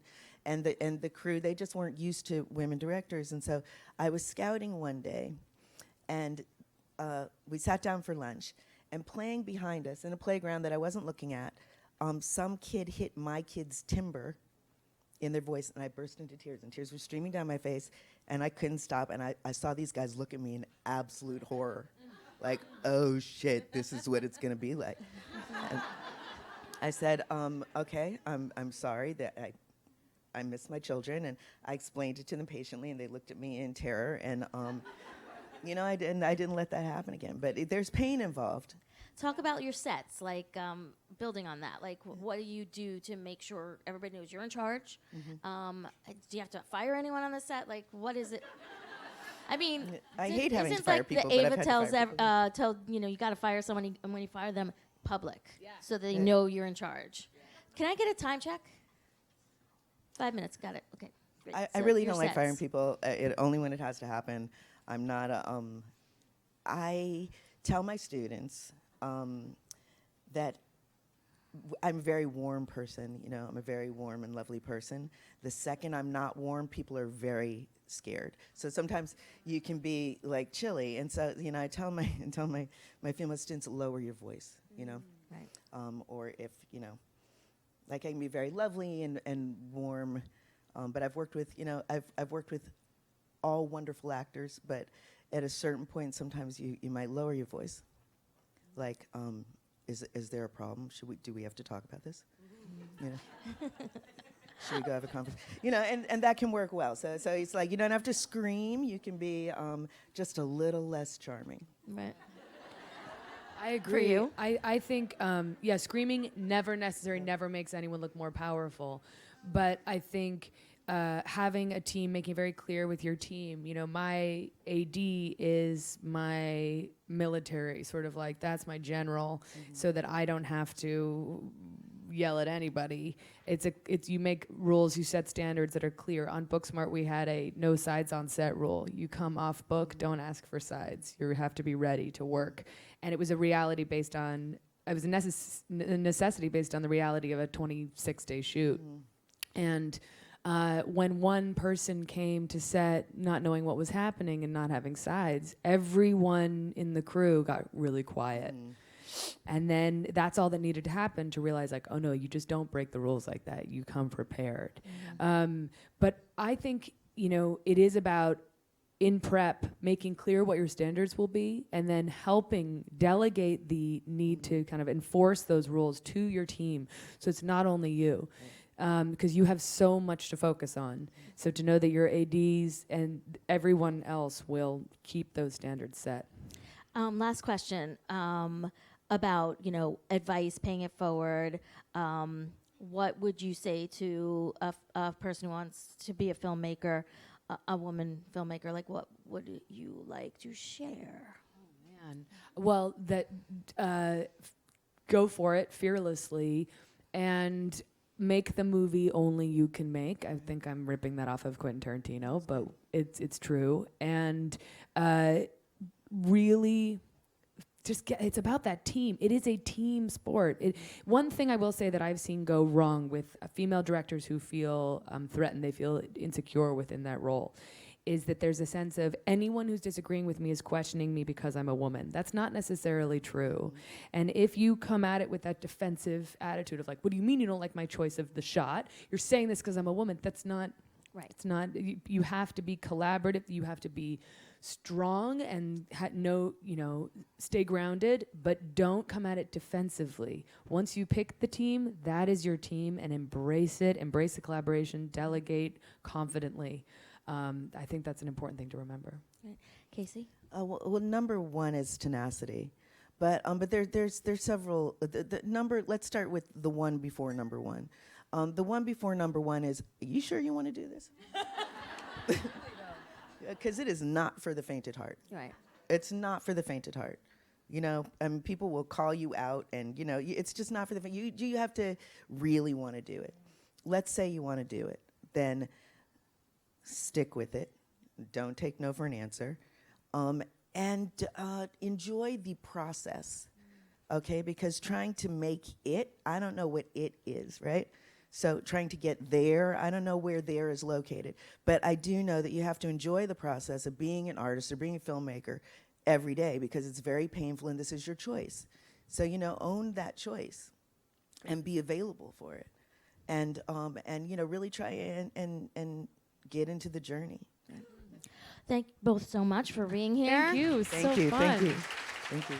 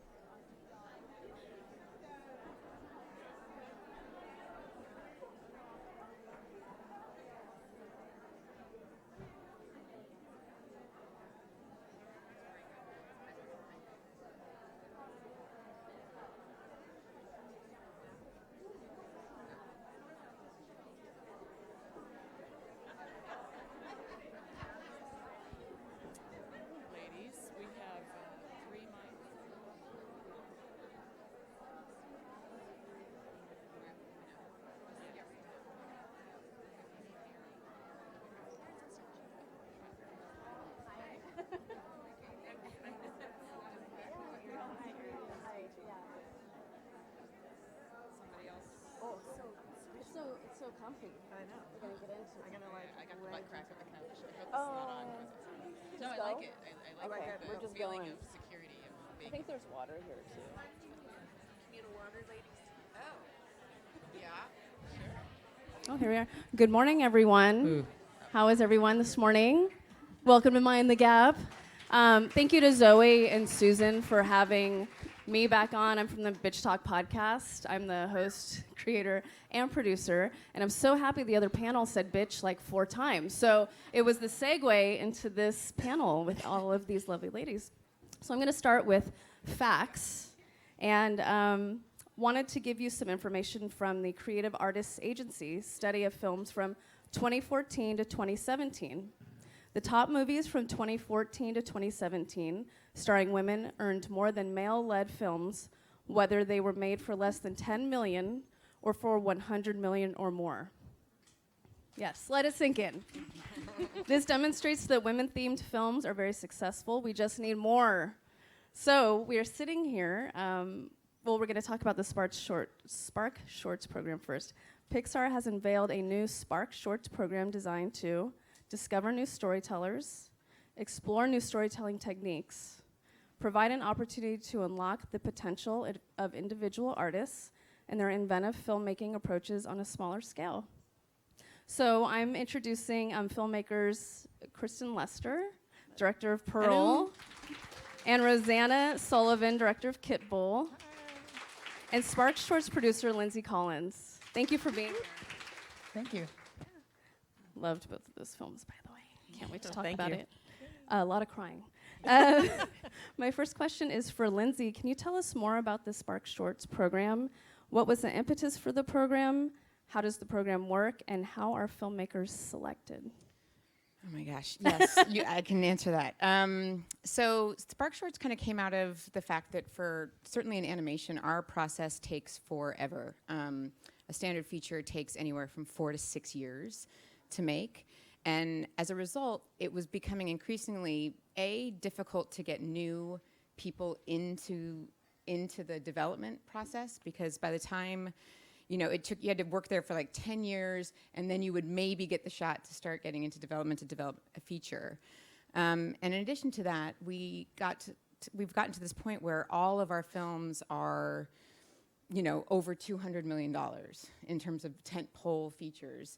And as a result, it kind of started to feel like, man, we are taking no risks as a studio. And I mean that, not that our films aren't great, but that, man, everybody's invested in that one person's success and that one film's success, because we have to be. That's like everything is pinned on that. So the conversation started from a place of how do we take risks in an environment where, somebody said to me, like, it's one thing for a studio to take risks when they've got nothing to lose. But when you have all the marbles, the really great studios, that's when they take the most risk. So it was trying to introduce that aspect again. And then also trying to figure out a way to kind of almost do an end run to get new voices on the screen, get their stories on the screen. And so that started the conversation. And from that, we kind of came up with some basic rules, which was when we do this, we're going to make it really fast. They have 6 months. They have that's crazy tiny little budget. Yes. I mean, it's all relative, but for us, a tiny little budget. And that it was going to be half female and half male directors.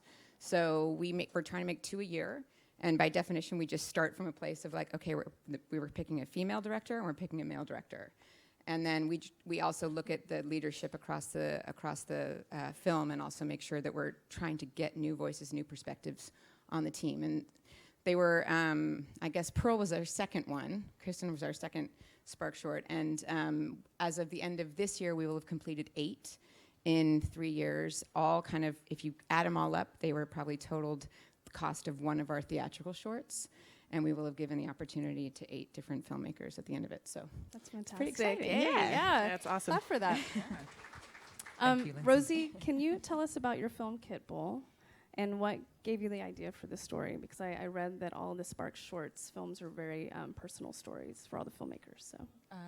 So Kit Bull started actually as a story that I was working on in my own free time way before the Spark Shorts program for a few years, and ultimately it's about a kitten and a pit bull that become friends, and adorableness and more story ensues, but based in San Francisco. Based in San Francisco in the Mission District, and it initially just came from me wanting to have fun, so I drew this little kitten doing cat-like things, and it became more of like a story that resonated with my own experience growing up in San Francisco and in the Mission for a little bit, but also something that touched on my personal interest in animal welfare, because I initially wanted to be a veterinarian before I became an artist.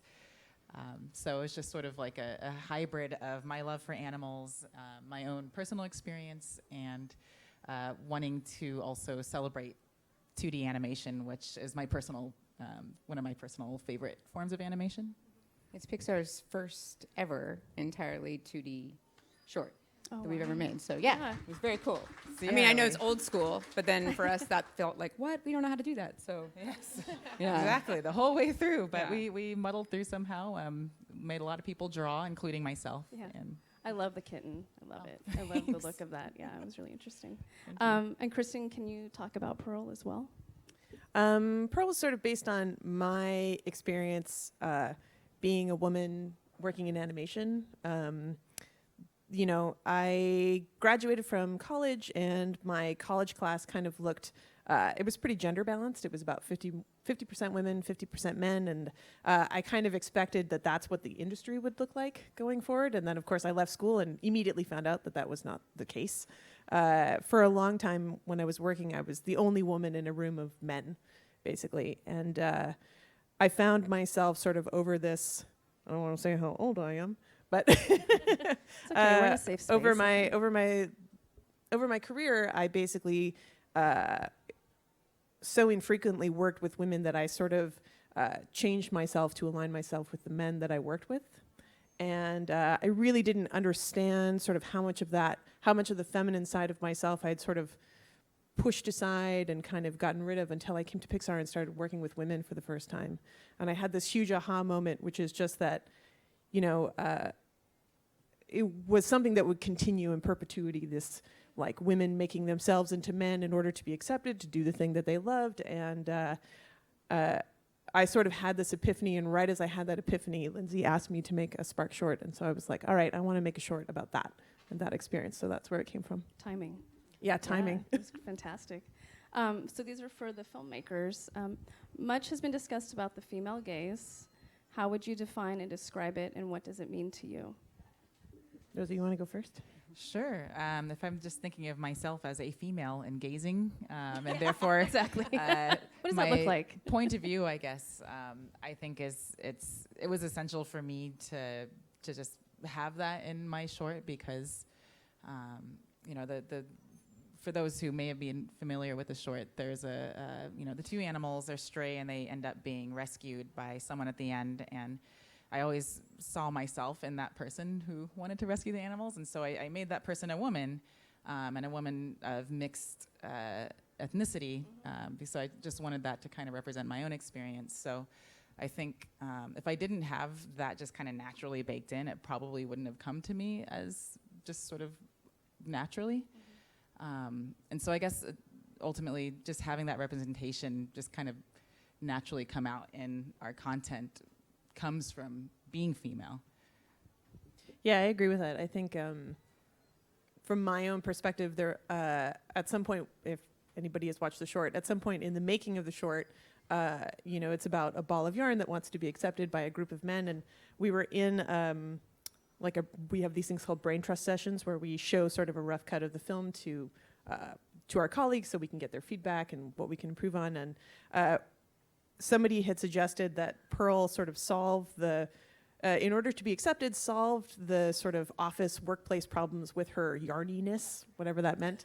And from my perspective, I actually felt like I had seen that in film so much, which is that a woman sort of earning her right to be there by being smarter than the men that she works with, or more capable than the men that she works with. And I felt really bad for this person, but I was like, I don't want to do that because that's like a trope and blah, blah, blah, blah. And I think that really came from sort of what Rosie was talking about, which is like the inherent sort of female perspective that comes from female filmmakers. Who knew that was hard to say? And so I think that's really what the female gaze is really about, is just sort of connecting with characters in a deeper way from your own experience, which sort of prevents the sort of, tropiness that we see in a lot of films that don't have the female gaze. Did you have something else to add, Rosie? Oh, no, I was just going to add a pun there, and then it was not funny, so I stopped. I'm all about the puns. I know, I like puns too. And how do you think the female gaze changes the tone of the film, if at all? Again, I try to think of tone is sort of more like inherent to the filmmaker.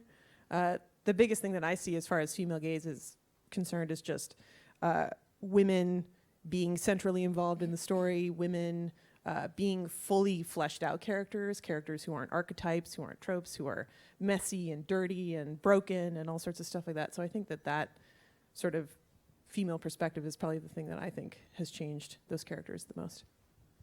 Yeah, I mean, I agree as well, and also, I wasn't because the content of my short was not very gender specific. I wasn't thinking about my gender or the female gaze consciously, but at the time I had, a very young son. I had just given birth like 6 months before I started making that film, and so I had this level of like, okay, I'm making this film, and there's a dark subject matter in it. And is this something I would want my son to watch? So I guess that level of, I don't know if it's necessarily female, but of just like an awareness of something beyond just myself. And I guess if this were a more gender-specific tone, I'd also be thinking, is this something that I would be proud to show like fellow women? So I guess just having that awareness that there's a whole nother audience out there beyond just like an anonymous audience. There's an audience of children, there's an audience of women that we're speaking to. I could see that being relevant to the female gaze. I would say one thing that was interesting watching Kristen make the film is that there was a moment, she had so many moments in the film, and as is true with most of the films, they're much longer initially, and you end up kind of cutting stuff to get it to the kind of essence of what it needs to be. But there was a couple moments where I think you second-guessed the boldness of some of the moments and the choices that you were making, and it had been in there from the beginning, got the biggest laughs, like it was some of the best moments in the short, and then you had a whole cut where kind of all of that was almost gone. And it was at the time you're like, I don't know. I mean, and it was so. I think it's really impressive that both of these women have surrounded themselves with other female, story artists and filmmakers that they respect, that are the ones that are pushing them to be kind of more true to themselves, like not to kind of sanitize it all. And I think it's even. We don't even think about it. You know what I mean? It's that like subconscious, like, oh, I don't know, it seems like a bit much. Even as we do the characters, you're like, that's kind of, are we going to like her if she is that way? And you're like, who cares? Is that ever something that a guy asks? Like, are we going to like him if he pukes? Yeah, totally. Yarn. The first drawing I ever did of Pearl, or one of the first drawings was I drew like a design of her as like a little round ball, and she was super cute, and then right next to it I drew like a drawing of her with like a bottle of like whiskey, and she was all like melted and like Sounds familiar. And I remember there was literally, I think, a scene in there which I was like, oh, it was one of my favorite, where like she puked in the bathroom, I think, or something, and then coming out of the bathroom stepped on her own yarn at the bottom of her foot, and so it was like walking out and like unraveling herself as she walked out of the bathroom. And I was like, oh yes. But I took, I had all this stuff, and for Pixar it's like, well, I don't know, is this what we do here? And I remember drink whiskey and get drunk and make a mess of ourselves and yell ass. I mean, that was the first for Pixar. I was in sort of the main room of our building, and I was showing these drawings to my producer, and she started laughing, and there was a story artist there who is a friend of mine, and he was like, you see that, like, don't give this up, that is what you're looking for. And so Lindsay's right, I was very lucky that every time I kind of came to the point where I was kind of like, well, I don't know if I can do this, there was always somebody there to be like, yes, you can say ass, you can barf, you can do this, you can do that. And you have done it in real life. And I have done it in real life. And so it was really funny at the end. Coming to Disney Plus this fall. Yeah. We'll see how that goes. At the end of all of this, we screened the short, and somebody came up to me and said like, oh, I'm so grateful to watch this and see you in it. And my thought was like, whoa, so fun. All right. But man, what a gift. Yeah. I'm going to switch gears just a little bit. Can all of you talk about what films, women filmmakers, and/or film characters have inspired you, and talk through that a little bit? Lindsay? Oh, geez, why'd you make me go? I'm like, these are like I'm like, oh. This is why I should have read the questions in advance. I don't know. I was just sitting here. Well, I have to say, I read the script for Booksmart. I don't know, 3 years ago or something, because we were looking at that writers as potential writers, and it honestly was like one of the funniest scripts I have ever. I was laughing out loud, and my son kind of came over and was like, "What are you reading?" I'm like, "Nothing." Like I was like he was like 10, so I was like, "Oh, nothing," because the script was about as raunchy as the movie is, and I was so.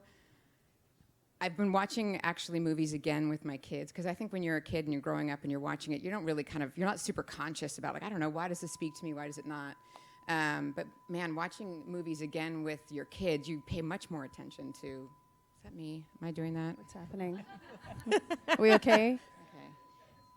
It is me. Is it you? Who? Okay. There we go. Wow. How did you know that? Your secret. I'm like, and so I pay much more attention to the things that they respond to right now, and I'm always like, why are they like laughing at this movie? And it's been so interesting, like strong female comedians to me. I tell you, I mean, I find myself instantly, the minute I saw my daughter laugh at a character, at a strong female, like, I mean, we're talking Sandra Bullock, we're talking, just not highbrow films, by the way, but so funny, so great. And I started kind of taking her down this path of watching funny lead character movies that she, I mean, we started watching Alias with Jennifer. We went through that whole thing again, and I was like, yeah, this was awesome. And I've started to realize there are some pretty, like seminal kind of moments as I think back where watching a strong female on screen that wasn't a love story. They were like literally making me laugh hard or were complete badasses in the movie. And I was like, that just to watch my kids all of a sudden engage in ways that they hadn't before, it's almost that thing where we're the generation that's like, yeah, I mean, it didn't really occur to us that was a rare thing. And this generation, I feel like, is like, why are there not more of those? Like, they're instantly like, I don't understand. Why is it a weird thing to have a female-led cast? Or, which I love. I love that they're like, this is bizarre. I don't even understand why they wouldn't do that. So for me, it's just the fact that they're watching movies that are captivating them or characters that they are looking up to and seeing themselves in. And my son too. I mean, he's 15 and he's watching, you know, all these things, and it's occurring to him slowly that like there's all these movies that have these strong men, like all the, you know, typical, you know, superheroes, all those movies, and then finally when you throw one in that's got a female superhero, it's like it feels really different and fresh. And all of a sudden my daughters, who you can't get to sit down and watch a movie, all of a sudden are kind of slowly making themselves over to the couch and sit down and they start watching it. And it's like, it's a big deal as a parent to watch that. Did your son get to see Booksmart yet? No. Okay. Just thought. But he probably has actually and hasn't told me. Right. He's like, I haven't seen it. He should see it. It's really good. It's so good. Rosie? That's such a multi-layered, large question that I am just going to answer with what just popped in my head just now. Is I remember as a little kid, my love of filmmaking and movie watching came through watching it with my mom when I was really young, because she is like a movie buff. She was a harsh critic on my short too, but when I was making it. She's probably stoked you're at Pixar, though. Yeah, no, she always asks, how much are you making? She's Asian, so that's yes, number one question. Is we like, get that ask question for more a money. lot, yes. Yeah, well, how much do you make with that promotion? Anyways, but I remember one of her favorite movies, and she bought all the merchandise around it, was Gone with the Wind. And that was a movie that, you know, as a kid, you're like, okay, this is a long, boring movie. But when you get older, you realize, wow, that protagonist is really interesting and kind of messed up. The way she treats other people. And just growing up, realizing, you know, as you watch all these movies, and I watched a lot of Disney movies growing up, and someone even once said, oh, you're part of the tainted generation that watched the 90s movies that had female protagonists that all their stories revolved around men. Beauty and the Beast, The Little Mermaid, all that. But I loved those movies because these were kind of interesting characters at the same time. But I remember Gone with the Wind, Scarlett O'Hara, like how complex they had written that character, even at a time when women were probably still very much repressed. Just really resonated with me as I got older. Like I would love to see more characters like that who go through big epic journeys but aren't necessarily badass at first or perfect, and maybe even terrible people throughout a good chunk of it. Human. Yeah.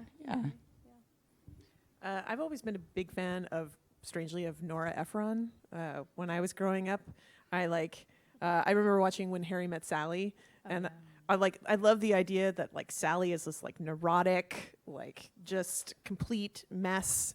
But the thing that I really loved about Nora is I always felt like she was reaching for like a truth about relationships that wasn't on screen. I think I don't remember watching a truth about relationships between men and women.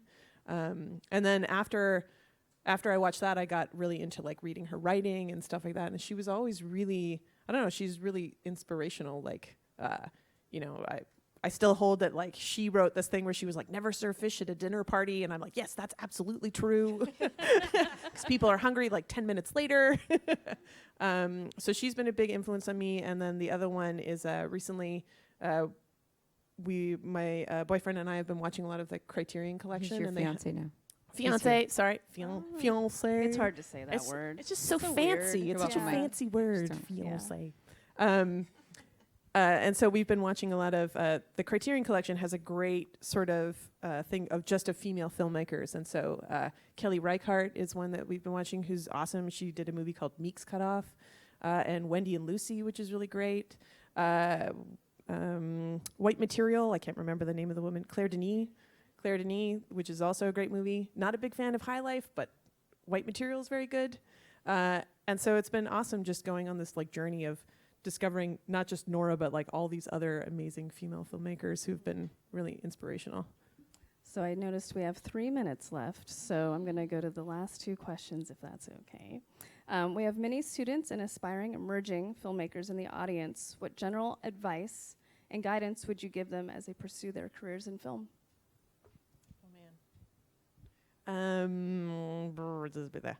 I guess mine would be probably don't be afraid of your own voice. You know, I think being sort of the great thing about being asked to direct the Spark project, it was the first time that I was kind of like, what is my voice and what do I want to say and how do I want to say it? And definitely along the way, I mean, Lindsay said it, that there's lots of times where you second guess yourself or you're like, well, I don't know if I can do this or I don't know if I should say this. And I think I didn't realize that that was a muscle that I needed to develop and I needed to work on. And so I think that's a really good one for students, is just don't be afraid of saying something the way that you want to say it and see what kind of reaction you get.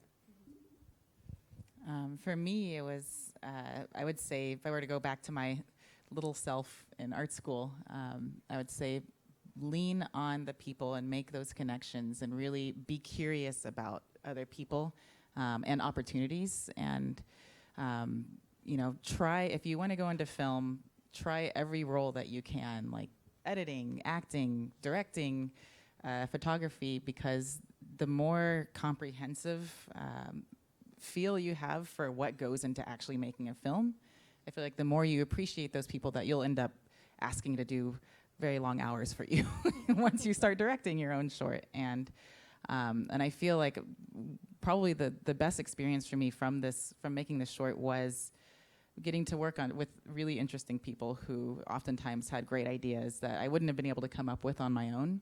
So the more you can just put yourself out of your comfort zone socially and form those relationships, I think that's going to help birth this film. Mine, I guess, is what's been successful for me is just to be kind of, don't let the job description define what you're doing. Like, just if you're I have this thing with Pixar, which is like, sometimes I question it and then I come back around to believing that it's actually true, which is like, if it's great, we won't be able to help ourselves. We'll have to make it.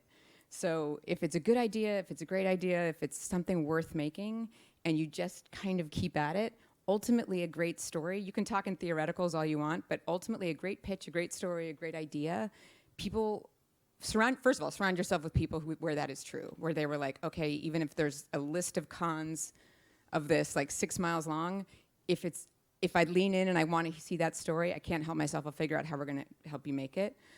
Surround yourself with people like that are optimistic in that way. Like, just, I don't know, we're going to figure it out. And then also just believe that in the absence of actually, you can sit here and debate it 8 ways and go like, well, I don't know, how much is it going to cost? And then give them something tangible, show something that's like, gives you just a glimpse of what this movie is or what the idea is or what the potential is. And people can't help themselves. Believe that the people around you will not be able to stop themselves from wanting to make that movie. So. And that's a wrap. We are out of time. That's so great. Thank you so much. Thank you. Thank you, Kristen Lester, Rosie Sullivan, and Lindsay Collins. Thank you.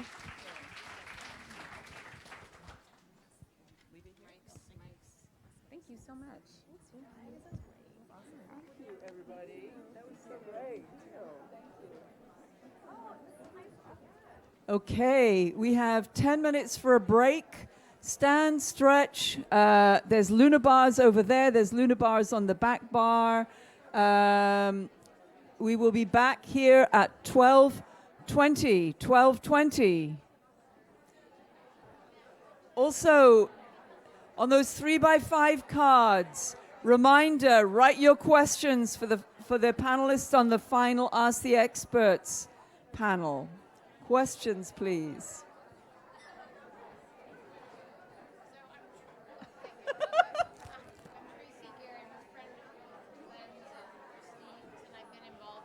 I know your name. Yeah. So you're doing a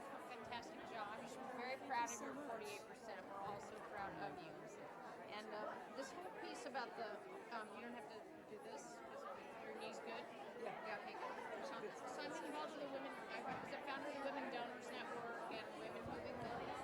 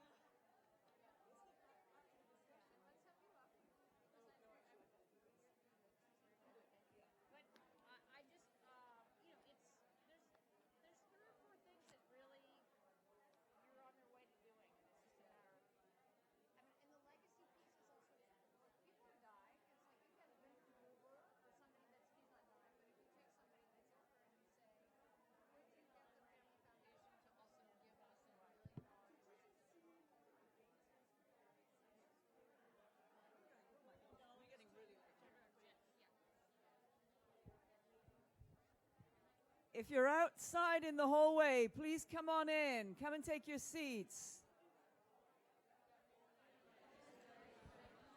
Come on back. It's time to get started again.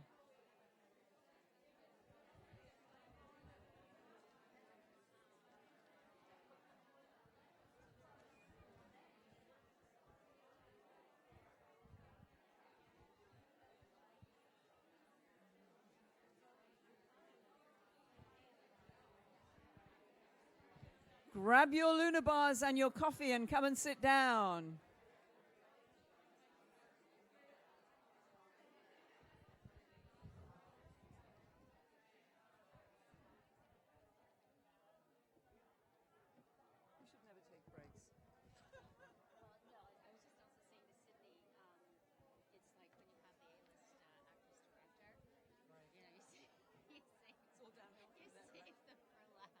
You should never take breaks. Yeah, that's true. Yeah. All of them have been great so far. All of them. I think actually.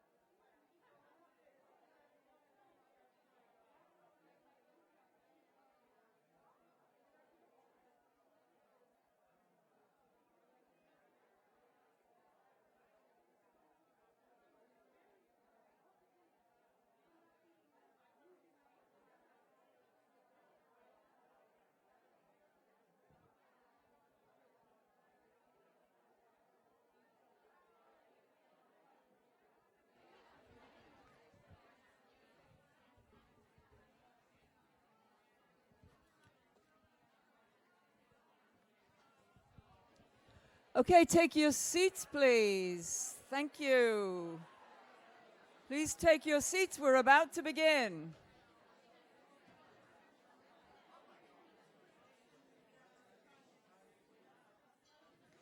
So we have 2 more sets of conversations before lunch. I hope you got your Luna bars to keep you going until then. And next up is Reframe. Reframe, as you probably, I'm going to just keep on, everybody in who needs to be in? Okay. Then let me welcome Alison Emilio and Sydney Freeland to the stage. Welcome. Welcome back, Alison. Here. Thank you. There you go. All right. So those of you who have been to our previous summits may well have met Alison Emilio. And she is the director of Reframe, which is an extraordinary organization based in LA that is reframing pretty much everything, right? Alison, do you want to just give us like the 101 on Reframe, and then let's get into the next, the new project that you're doing that is so exciting. Hello. Oh, good, it is working. First of all, I'm glad that we're all here and safe after that alarm, that there is no real emergency, because... Wait, I missed the alarm. Did you hear the alarm? There was an alarm going off by a test of your Mill Valley... is that what it was? Is that was why we were getting I heard it. feedback? I was down in the green room going, oh my God, there's a fire alarm. And it said, if this had been a real emergency, and I'm thinking, thank God we're here at the summit, and we're not in a real emergency anymore, because there's so much energy and amazingness in this room, and with all these organizations, because we're doing it, right? Right. Right. So it wasn't actually the fall of the patriarchy? No, it wasn't the fall of patriarchy. We're still here fighting, but it's no longer as, on fire as it was a year ago. So here's just a little visual aid. This is Reframe. We are a partnership between Sundance Institute and Women in Film, based in Los Angeles. It's a research-based effort. Where 5 or so years ago, we commissioned research from Dr. Stacy Smith and the USC Annenberg inclusionists to get at the barriers and challenges and the whys and wherefores of the statistic, the never-ending statistic of 4% of the top box office grossing films only 4% being directed by women. So that was the crux of what if? Why is this happening? We need to do research, we need data, and that, I think, opened up the floodgates of all of the data and research and interrogation that's going on right now in this movement. And it was predicated on this sample set from Sundance and the idea that if 50% of graduates of film schools and programs are women, and 25% go on to get their films into a festival like Sundance, why is it that only 4% are then breaking into and having sustainable careers in the top 4% of those 100 box office grossing films? And I think you've heard from so many amazing speakers today about some of the reasons why. Access to, capital, of course. The more money you have, the more shooting days you have, the better access you have to, A-list talent, let's say, or whatever. The more and the more marketing and P&A spend, the more you're going to be in that category of films, the more you're going to be considered for awards. And as several people today have stated, oftentimes our society judges our work by the accolades, the awards, the recognition, and oftentimes well-deserved. So we're trying to break more women into that pipeline and help sustain and support them at the same time as we're trying to bust those myths that only the top 100 box office grossing films are deserving, and that there's many ways to tell a story and many places to find that content. So that's really at sort of the part of our North Star, is to expand the story and change the world and impact culture. So after looking at all these barriers and challenges and so on, we convened a group of what we call ambassadors, and you've heard from a couple of them today. Olivia Wilde, let's give it up for Olivia, our Reframe ambassador.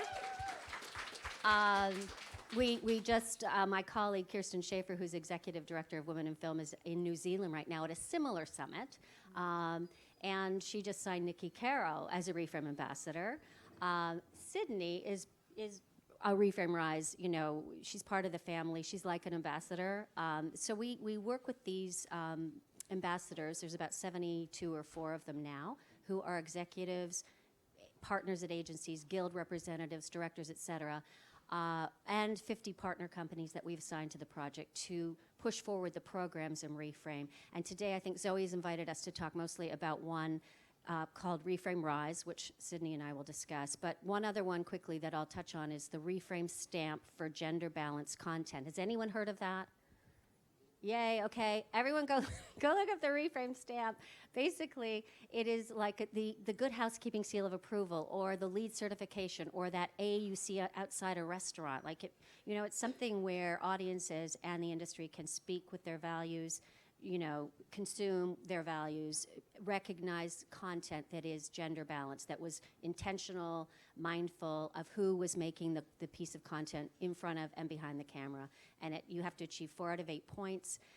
Studios, networks, streamers, producers, et cetera, are starting to put the bug on their shows, and IMDb Pro just signed up for 3 more years as our core sponsor, so you can find stamped content on their platform, which is great. So I hope that tells you a little bit more about Reframe, why we're here. we work collaboratively with our sister organizations throughout, the ecosystem, whether it's Emily Best and Eden Spark or Melissa Silverstein and Women in Hollywood or Gina Davis Institute. So we are very much linked, not ranked, and that's a key, I think, theme of our work is that we all have to do this together. May it be so. Right. So what I love is that with Reframe, you've been really articulating ways to basically leverage, statistics into something palpable that can create change. So the stamp obviously is something palpable, something to aspire to. Olivia mentioned it on stage last night, just so that you know, because they got it for Booksmart, right? Yeah, they got it and it was a giant at the end of her film. It was very proudly displayed. Yes. Yeah. I mean, it just makes a difference. It starts to raise our awareness. And then what I love with Reframe Rise, which I'm going to ask both of you to speak about, is that so many times we see initiatives that are working with new filmmakers, trying to open the door for new people, but that's not quite what this is about. Reframe Rise is actually identifying people who have viable, committed careers and have gotten to that certain point where it's really hard to get further along. So why don't you describe it first, Alison, and then let's talk with Sydney about.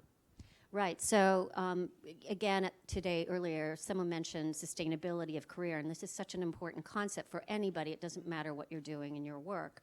And research shows that for men, after they make their first film, there's about a 1 to 2 year gap before they get their next film out there. For women, it's 5 to 7 years, or they fall out of the pipeline altogether. So the key, focus of sponsorship is to keep women sustainably moving through the pipeline, keep that pipeline of diverse women within it very strong.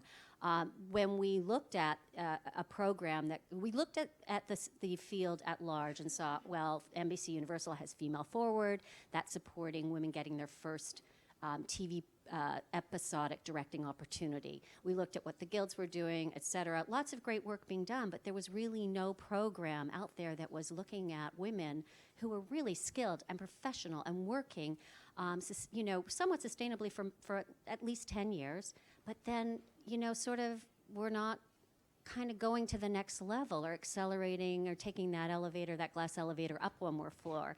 And so we kind of did some research around that. What were these women directors looking for? And put a program together that some of the criteria, I'll just mention it quickly, must be 10 years working in the industry, must be working regularly, must have been at at least 2 festivals, must have received some awards and accolades, and so on. And so this program was more focused on experienced women directors, not the newbies, but the women who, it's like, wait a second, you had a film that won the audience award or the whatever critics prize at Sundance, and what? Why did that guy go on and direct a $150 million movie? Jurassic World, sorry, I said it. And then that woman didn't, or that person didn't. So we designed it with, a very high-level curated submission process, with our allies, film festival directors, ambassadors, guild leaders, et cetera, to send us your best and your brightest. Who should we be looking at? So out of about 180, I think about 78 or 80 responded, really, answering all the questions, personal statements, showing their commitment. Out of that, through a committee of 13, we narrowed it down, and it was hard. There's so many amazing women directors out there working and not working enough, some of them. And we did personal interviews, and Sydney was one of the 8 directors that were selected for this program. So we're super proud of her and super happy she's here with us today. So Sydney, you were nominated. Correct. Did you know who had nominated you? I did not, no. All right, okay.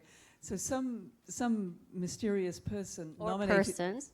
Or people, yes, there you go. Nominated you for this. You hear about it. What was the next step? What did you do then to get engaged with the program? I've primarily been working in TV for the past 2 years, and have been fortunate to, be a guest director on several shows, And I was approached by Reframe and Sundance, maybe about 6 months ago, saying I've been nominated. And then the more we sort of talked, and the more they kind of explained what the program was, I was like, oh wow, this sounds really amazing. I'd love to be a part of it. And I was invited to, we had a couple of phone interviews and some calls, and fortunately I was selected to participate in this program. So I was talking with Alison earlier on this year, and she was talking about the interviewing process, and there was the way that you described it suggested that in asking questions of the people who'd been nominated, that I think in some ways it helped people really, break through maybe some of the things that might hold you back, or to clarify who you are, what you're doing as a director, what you want to do, to sort of really clarify your goals. I mean, did that help for you in that way, or? Yes, I think because I've sort of been, I've been fortunate to work the past couple of years, but the goal has always been to make that next leap, which is a studio feature, specifically a big budget studio feature, and I've sort of been working in a vacuum, for the past couple of years. And I think what Reframe Rise came in is that they added some specificity to that, and saying like, okay, what is your goal? How can we help you? How can we provide you with resources, networking, to help you position yourself to try to achieve that goal? And so that's where it's been really, really beneficial. And I feel like there's been this like push and this momentum to, try to achieve this. I'd just like to add that, I didn't mention this before, but Sydney is surrounded by, and this is the difference between sponsorship and mentorship, I think. And yeah, so let's talk a little bit about that, because what you have done with Reframe Rise is to pair people with sponsors. So in nonprofit world, I think of sponsors as people who give money.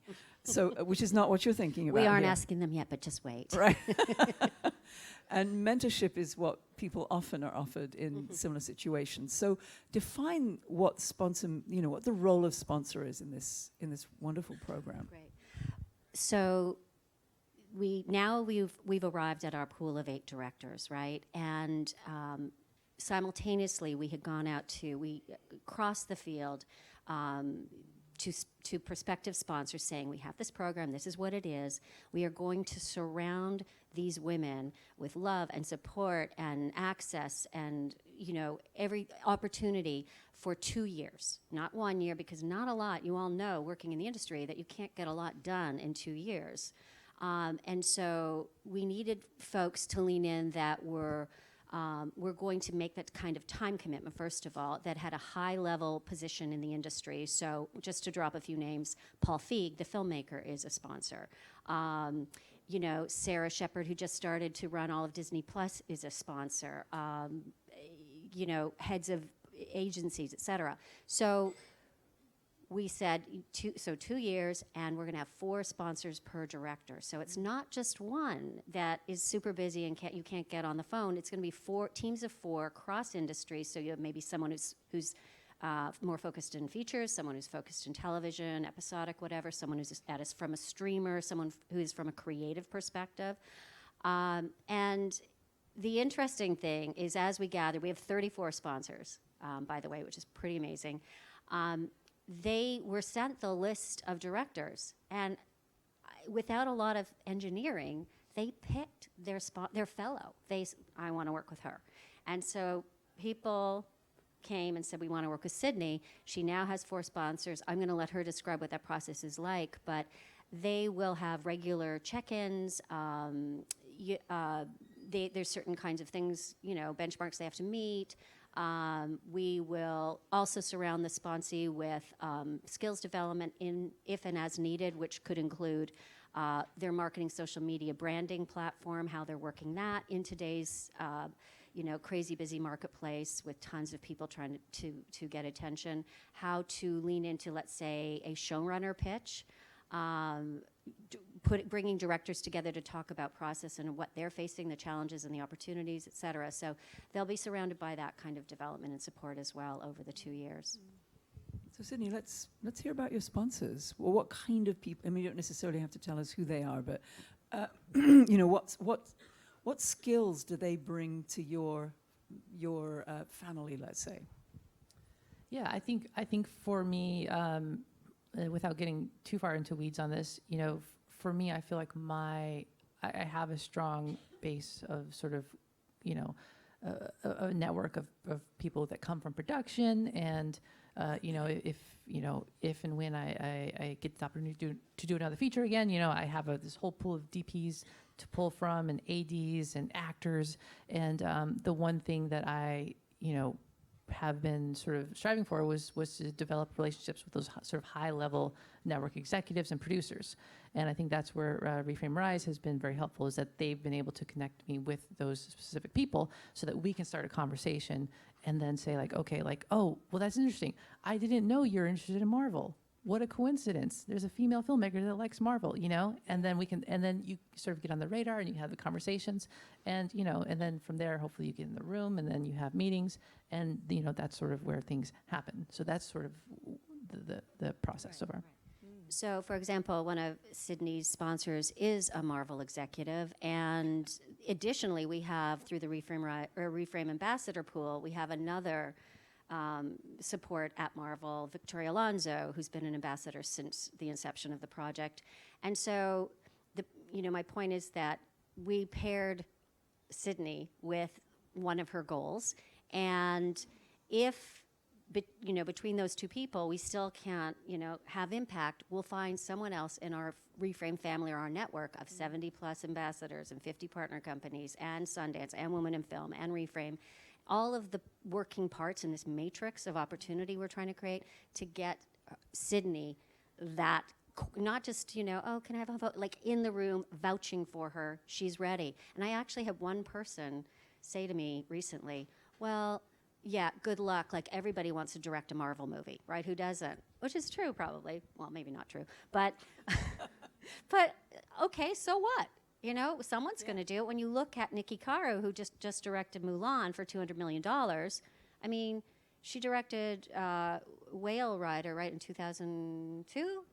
Look how long a stretch that was, but brought that storytelling, that perspective to Mulan, and that's how she helped land that project, right? Why, someone yesterday might have said, why should Nikki Caro direct Mulan? Why not? Yeah, and I think to build on that too, sort of what the previous panelists touched on, this idea of getting pigeonholed. My second feature was it was a feature about teenage girls in high school, and the fact that alone that was a feature and we were able to get it made was great.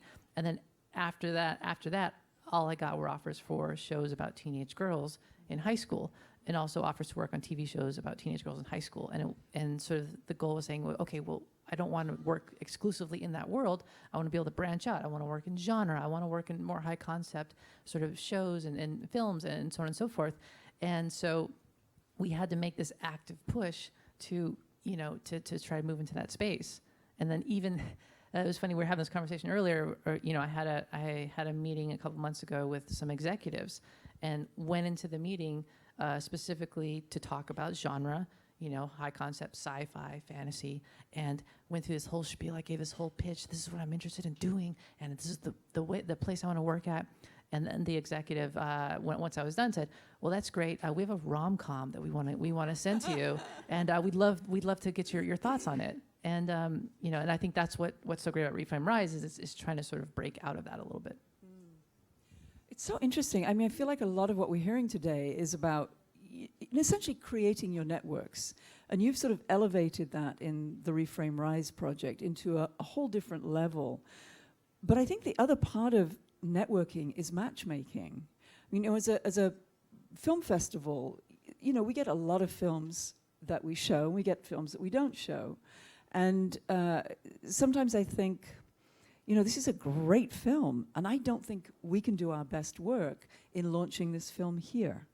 It's about matchmaking. It's about making those right connections between, what you're doing and, how you're taking stuff out into the world.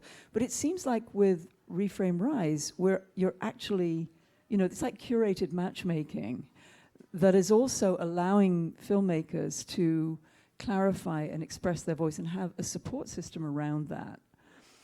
Do you think there's a way that as this model develops, and as it's very new right now, and we're at the very beginning of the first 2 years, it seems to me that there's something in this model that could be emulated just by an individual filmmaker going out, in the way that people will ask people to mentor them. Why not ask people to sponsor you as well? Or, to identify areas that you want to develop in your life and to take this model out into your world just as an independent filmmaker. Is that possible, do you think? Do you want to go first? Well, I was going to say that, this Reframe Rise is not, it's not a charity project. It's we're working with real pros that they know how to move the camera. They know, episodic. They're not Emperor's New Clothes. This is a really, talented group of filmmakers. And, if we surround them with these, like I said, these 4 people in 2 years and help them achieve their next goals and objectives, we are making a model or a structure, a program that can be emulated in other areas. So writers, female producers of color, very, very low statistics there, composers, and so on. So this is an iterative pilot, and we feel very strongly that we're on the right track. It's agnostic, it's cross-platform, it's not like an HBO sponsor, for example. There are a couple folks from HBO that are sponsors. One of them asked me, does that mean that I have to hire her? Oh my God. I said, no, no, you don't have to promise that HBO is going to hire your sponsee, but you do have to promise that you're going to get her as much access as possible to everyone she needs to meet throughout the HBO family, and then you're going to promise that you're going to call your friend at Universal or at Amazon or whatever for that particular project in that particular moment, and vouch that she can go in and land that pitch. I feel like there's a part of your question I didn't answer. I think you're doing just fine. Okay. And we have about 3 minutes left, so I'm gonna finish with you and ask you, what is your experience so far? This has been about 6 months since you. Or is it less than that? Since the curation part. Yeah. So how is this working for you right now? And is it helping you to both clarify and move your work forward in ways that are supportive?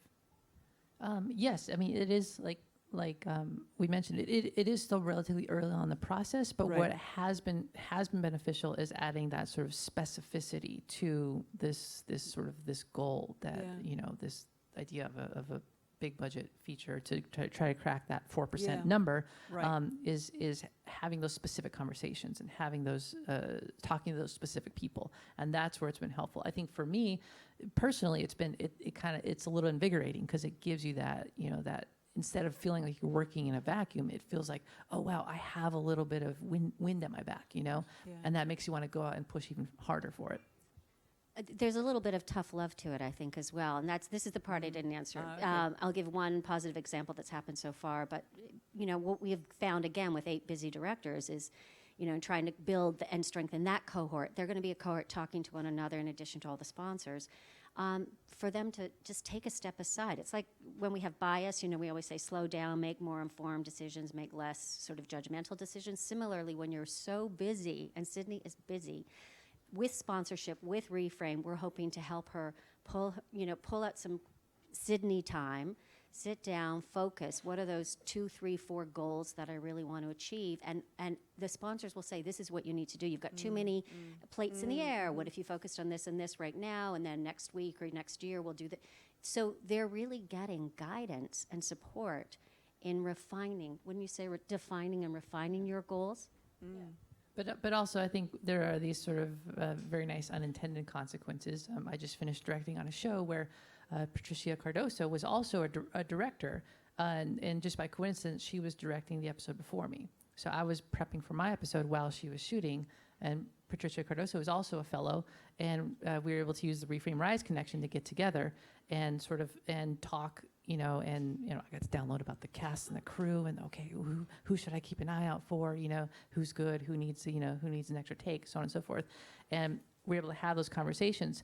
But I think also what I found in meeting with Patricia was like I found someone I could sort of like talk to and invent with, and sort of, someone that was sympathetic to what we were going through. And then the one quick story, Hanalei Culpepper, who's the first woman to direct a Star Trek, if you can believe it, in 53 years. Let's give it up for Hanalei. Wow. She's also one of our fellows, and she had one of her sponsors is Stephanie Elaine, who produced Boys in the Hood, what used to be a Columbia executive, really amazing woman producer in Hollywood. She convened the sponsors at her home, really nice cozy meeting. Hanalei went, and she was pitching for a big film the next day. And so she shared her lookbook, and she actually did the pitch for them, and they gave her notes on both. Really kind and supportive notes, but notes. And so she told us, she went home, she tweaked the book, she tweaked her pitch, she went in the next day and she landed the movie. So who knows if her sponsors helped or not, but that's the kind of support we're talking about. That's so great. Sydney Freeland, I look forward to seeing your first big Hollywood film. Thank you. And Alison Emilio, I am always inspired by the work that you're doing at Reframe. Thank you so much, both of you, for Thank being you, here. Zoe. Thank you. Thank you so much.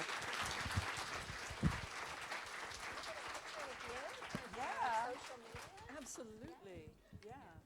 And I would like to invite up our final panelists of the day. I'm just going to let you guys come and take over.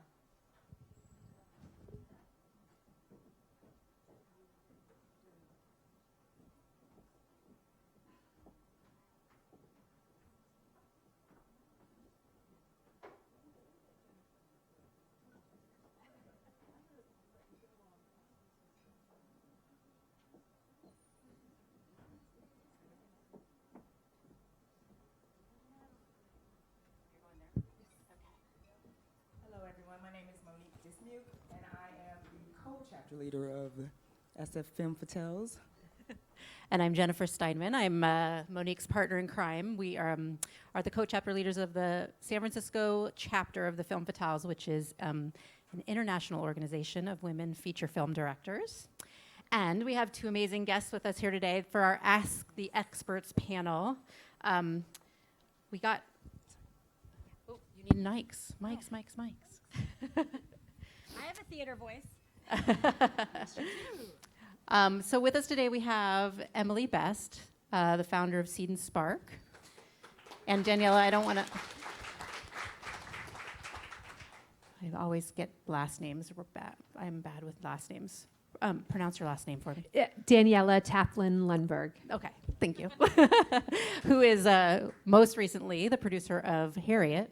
And so why don't we start with just each of you sort of giving a quick 3 to 5 minute bio/background of what you've done thus far in the film industry. Really? Yeah. Okay. I never meant to be in the movie business. I was tricked. I'm very glad to be here. I don't want to sound ungrateful, but my best friend lied to me back in 2010.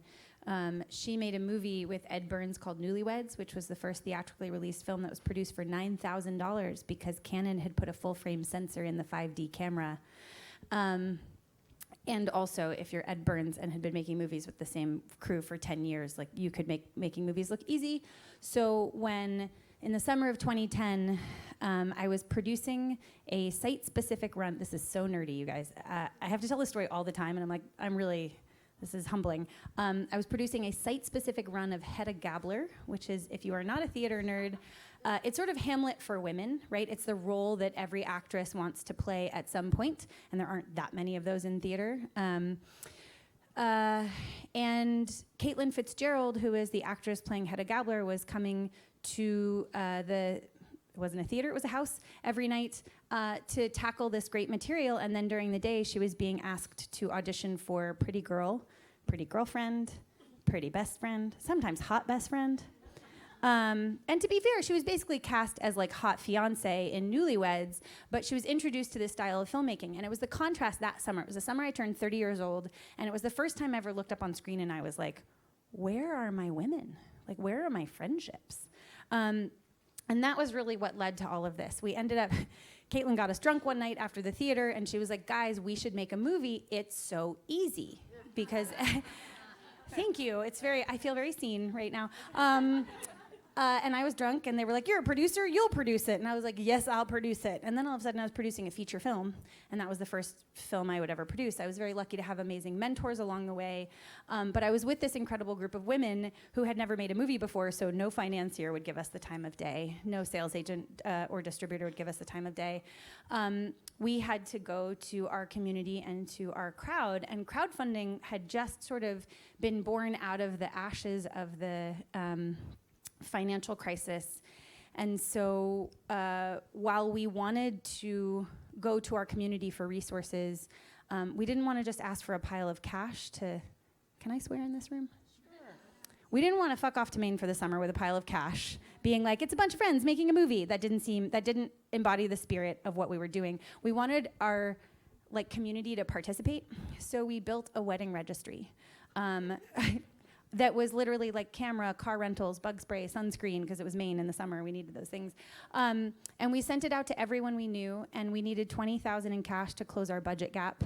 That film partially financed by a SAG residuals check from Caitlin's performance in It's Complicated, which is very charming.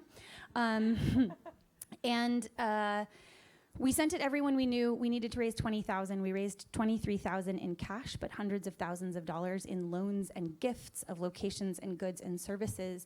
And thus, really, Seed and Spark was born. I can go into a lot of other things, but the other piece of this story that's important is after we built an audience of more than 500 who were showing up to see this movie anywhere it was premiering in the world, and it's not even like a really good movie. It's a very, very much a first film white people in a cabin movie.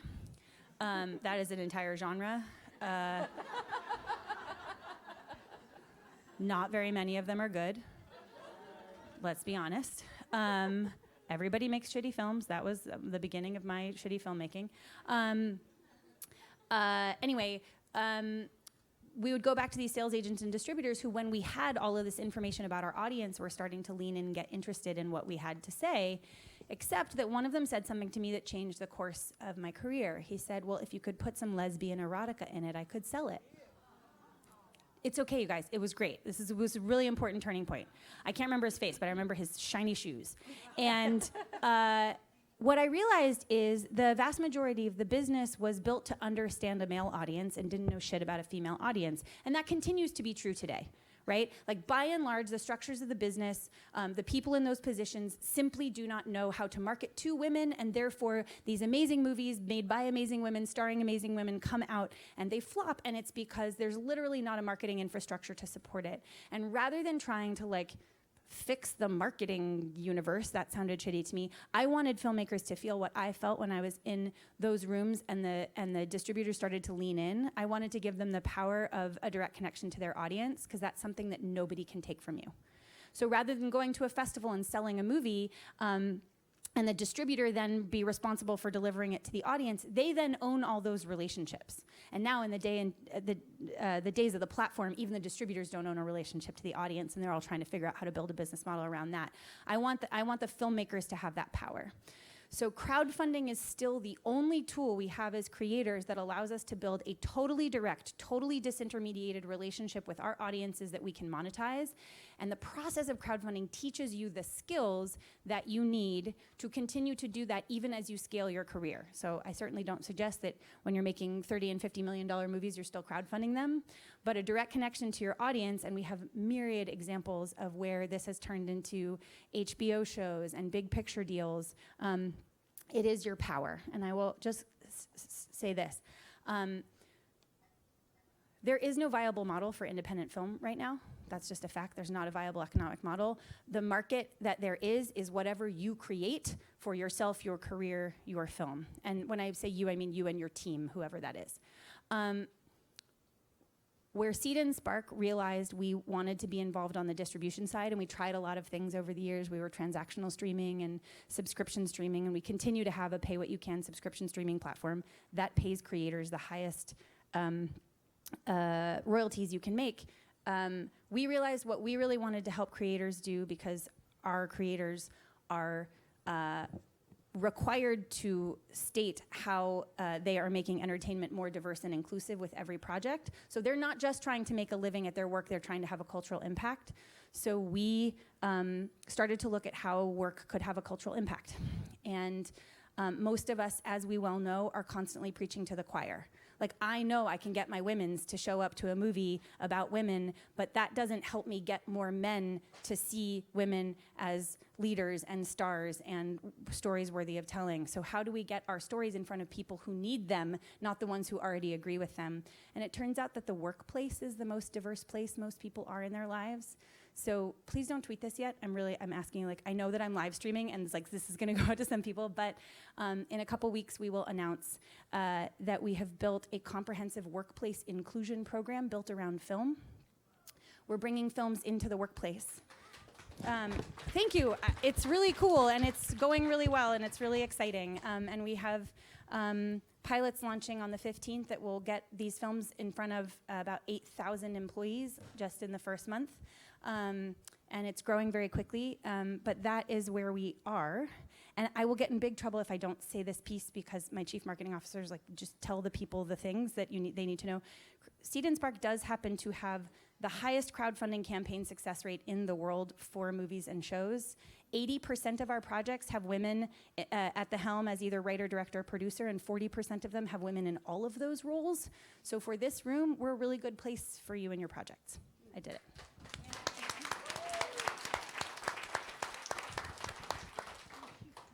Tell us all about you. That was amazing. Mine's going to be about 2 minutes.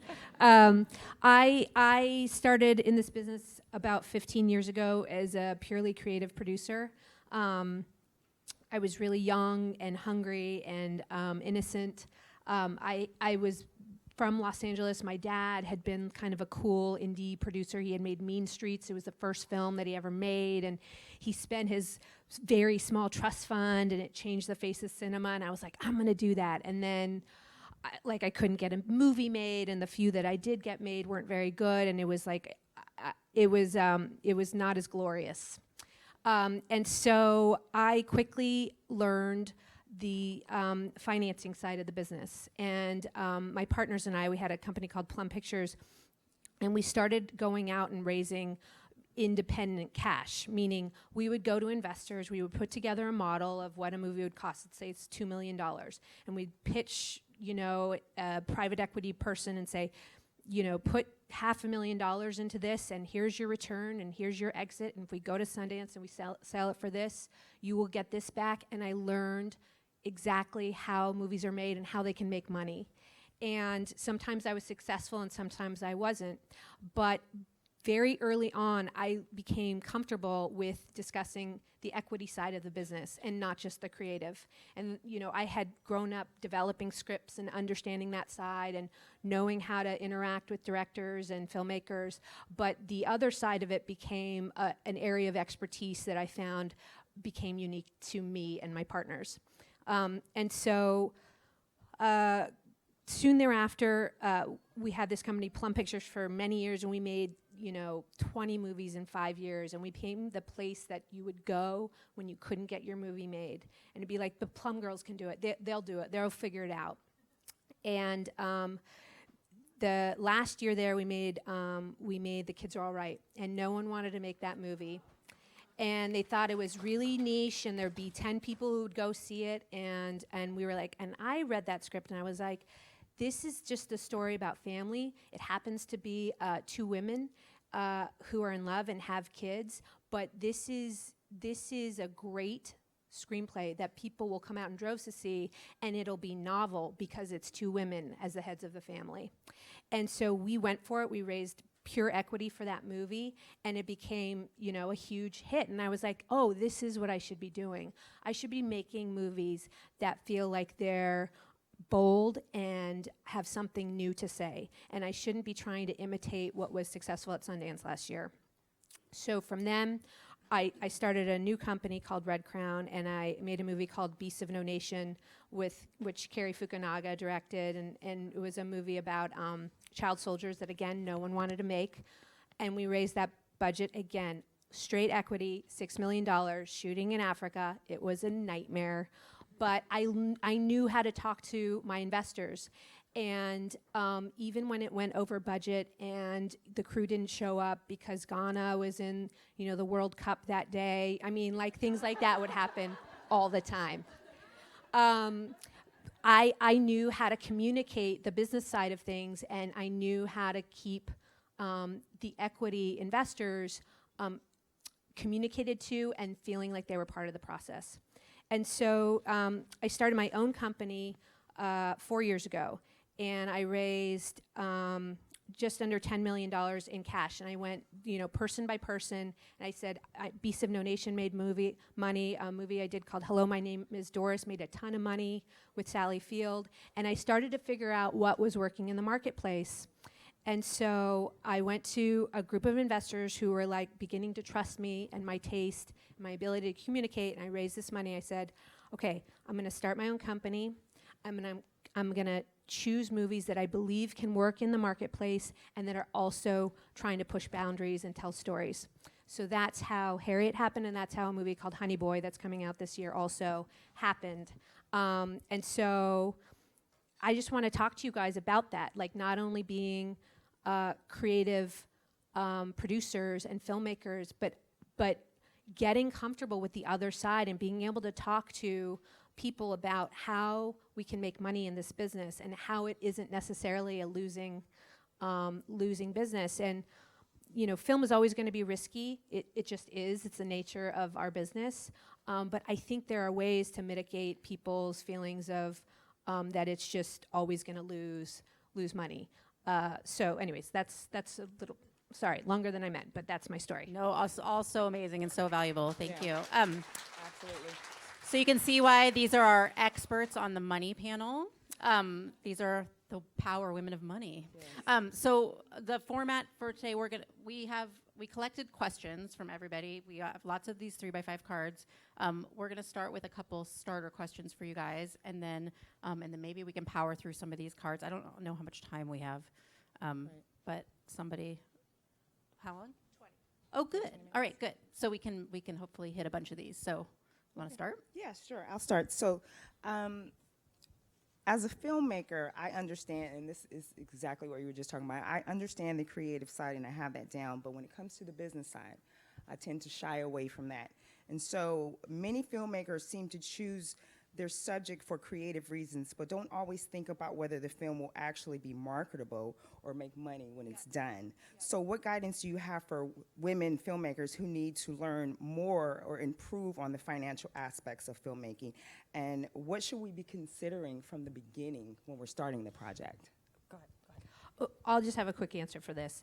When I started Stay Gold, and I started, the money that I raised were friends, family, people that I'd come to know over the years.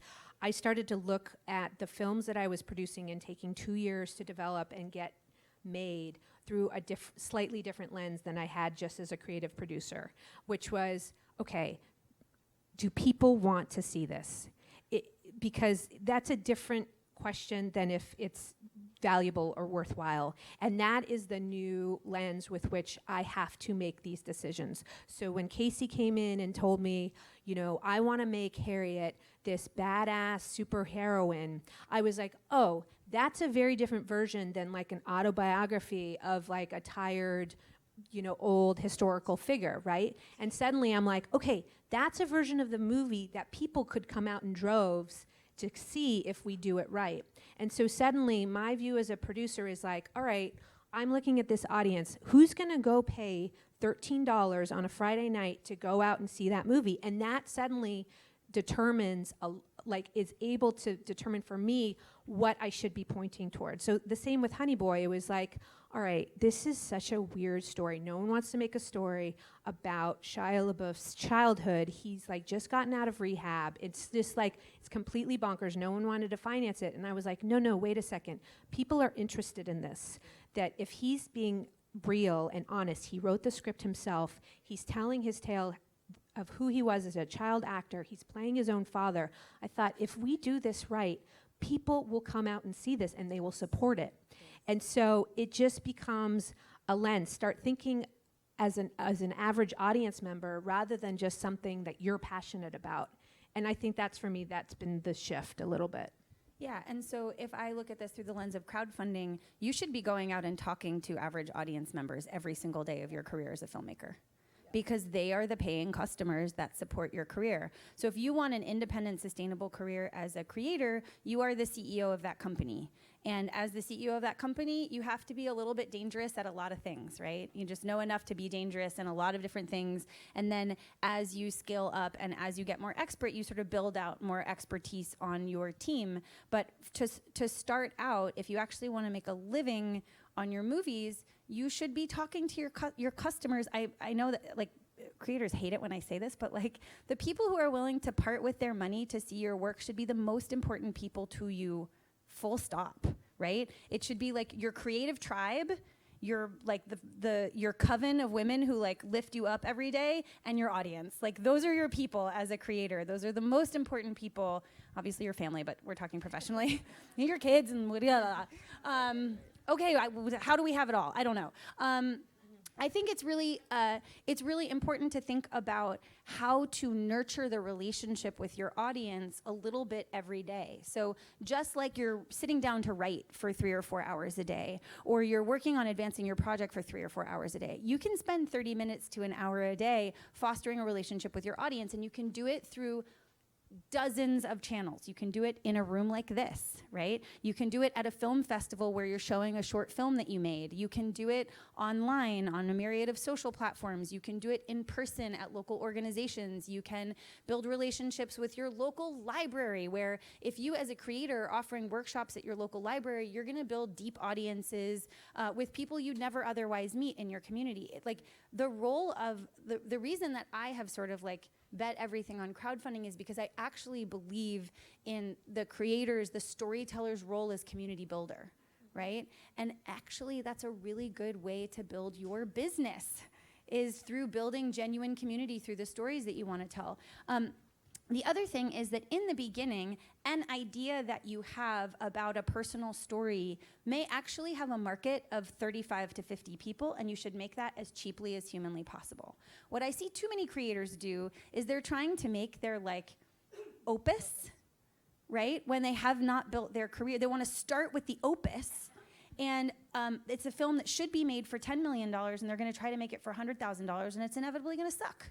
Right? If I knew then what I know now, I would have looked at that script and been like, guys, you can't shoot the whole thing at golden hour, and we can't have 7 scenes with 100 extras. Like, we have $100,000 to make this movie, and we pulled it off. And again, I will say, it was a classic white people in a cabin movie, which is to say, a lot of it was really bad, and then there were like 5 absolutely perfect scenes, which is why I still love independent filmmaking, because even shitty films always have revelations in them. But I do think it's really important to understand that as you build a relationship with your audience, you're actually growing the market for whatever idea you have next, because you're building that legion of fans who's like, I just want to see the world through your lens. And because the sort of business at large does not generally assign market value to the female gaze, we have to create that market value for ourselves. And yes, there are exceptions. And if you look at them, like Issa Rae and Ava DuVernay, they started audience first. Issa Rae was a PR person, then she built an on-the-ground distribution company, and that was the basis for elevating her own films and her own career. Issa Rae was making web series plural. Everybody thinks Misadventures of Awkward Black Girl was her first web series. It was not. I believe it was her third, right? So like they want to say like, oh, one web series and then you get an HBO show. No, she was practicing a lot and building a direct relationship with her audience and failing in front of them all the time and failing with them and learning from them, because to your point, how do you know if one of your ideas is something people will watch unless you fucking ask them? Sorry, I can't not swear. I don't know how to do it. Well, I love what you both are talking about, because I think you're talking about working backwards, right? Which I think, you know, a lot of filmmakers and a lot of first-time filmmakers, especially myself included, made that mistake on our first film. I'm going to start with my craft. I'm going to start with my passion. I'm going to make this movie because I want to make this movie. Oh, now it's done. Who's my audience? And that's too late. So what you're both saying, it's the first question to ask, But right? if you could put lesbian erotica in it. Yeah, I know. God, missed the boat on that one. I can't tell you how many movies I made. You can look up my resume. There's a lot that we were all so passionate about. We showed up. We made that movie. We did the best we could. We were there at dawn. We were there hours and hours a day. We all worked really hard. And you think that equates to something that will be successful, or that's what I used to. But I worked so hard on this. What do you mean it's not being sold or no one's going to see it? And I just now realize if I had just taken the time to workshop with my team, 2 months before you go into shooting that, I would have realized, no, this isn't going to be worth the 2 years because no one will go see this. And I'm not saying that is the case for everyone, but that was the case for me, where I literally spent, time away from my family, fights with my husband, fights with, not being home with the kids when they were very young, for a movie that I now realize I shouldn't have put all that effort into in the first place. And so now I have all that awareness and history, and I can say that now, but I'm like a cautionary tale. It took me 17 years to get to this place where I have a little bit of clarity of what we should be putting our time and talents into. So you talked about private equity financing, Yes. and I think we should talk about that a little more because I think there's a lot of people in this audience who would like to know more about that and how that works. I think particularly for women filmmakers right now, it's a very viable option, but a lot of people don't know how to make those connections, get themselves into that world, and then, let's say they do have an opportunity to talk to potential equity financiers. What are from the financier's seat? What are they looking for? Yep. Can you just sort of talk about how that world works and how, particularly for independent filmmakers who might be in the audience, how do they even begin to prepare a pitch that will work and get into those rooms? I sort of have two models that I invest in at this stage, and I'll just talk through my experience, and then I'm happy to talk to people afterwards. But I've had a lot of trial and error in my experience. I find that the two things that work for me is either the private equity production model where you are building a budget, let's say it's $1 million, and you are approaching individual investors. Maybe one of those investors willing to spend $10,000, maybe one investor's willing to spend $500,000. But you are approaching everyone the same, and you're saying, deal is the same for everyone. You are putting your money in alongside this guy, along this guy, along this guy. No one is preferred. Everyone's going to get their money. If this movie makes money, and maybe it won't, but if it does, everyone's going to see their money back, pro rata, pari passu, at the same time. So if you put 10K in and you put 100K in, you're going to see your portion of that dollar back at the same time as he is. And that makes people very comfortable, because I think where film investment gets tricky, at least it has for me, is when you start doing tranches. Oh, this guy's in debt. He's going to get his money out first, and then we have a little mezz portion, and they're second, and then you're going to get your money out if the movie makes money. And in my experience, that makes people uncomfortable, and it makes it feel like you're hiding something. And sometimes that is an inevitable model. You have to go to a bank for that debt because there's no other way to raise your investment. But I have found in my experience that the best models are keeping your budgets low when you're doing something very risky and just treating everyone the same. And that's what we did on Patty Cakes. That's what we did on Beasts of No Nation. That's what we did on Honey Boy. And it creates an environment of trust, which then allows them to invest in you again, even if they lost their money. Maybe they didn't make their $100 back, but maybe they made 50 back, and they trust you because everything was transparent. That's my experience. My first New York job was hostessing at Ruby Foo's Uptown with Bridget Everett. Oh, that's amazing. You have to have seen Patty Cakes or follow Bridget Everett, but she's pretty amazing. She's incredible. Yeah. So keeping your budgets low, and what does that mean? Because I think the dominant narrative is sort of like anything under $1 million is low, and my answer to that would be that depends on what kind of market you actually have for this film. And most filmmakers are making completely insane assumptions about their films. So they'll say, I'm making a movie that is in a comp, they will put that was the comp that everybody used forever was Little Miss Sunshine. The most successful independent version pretty of all much time. of ever.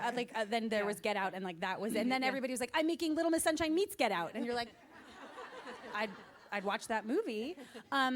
But then they would say, but we don't have any stars, I have no track record, etc. Just the stories are kind of similar. That's not a comp. A comp is all of the pieces of the movie are like the pieces of your movie.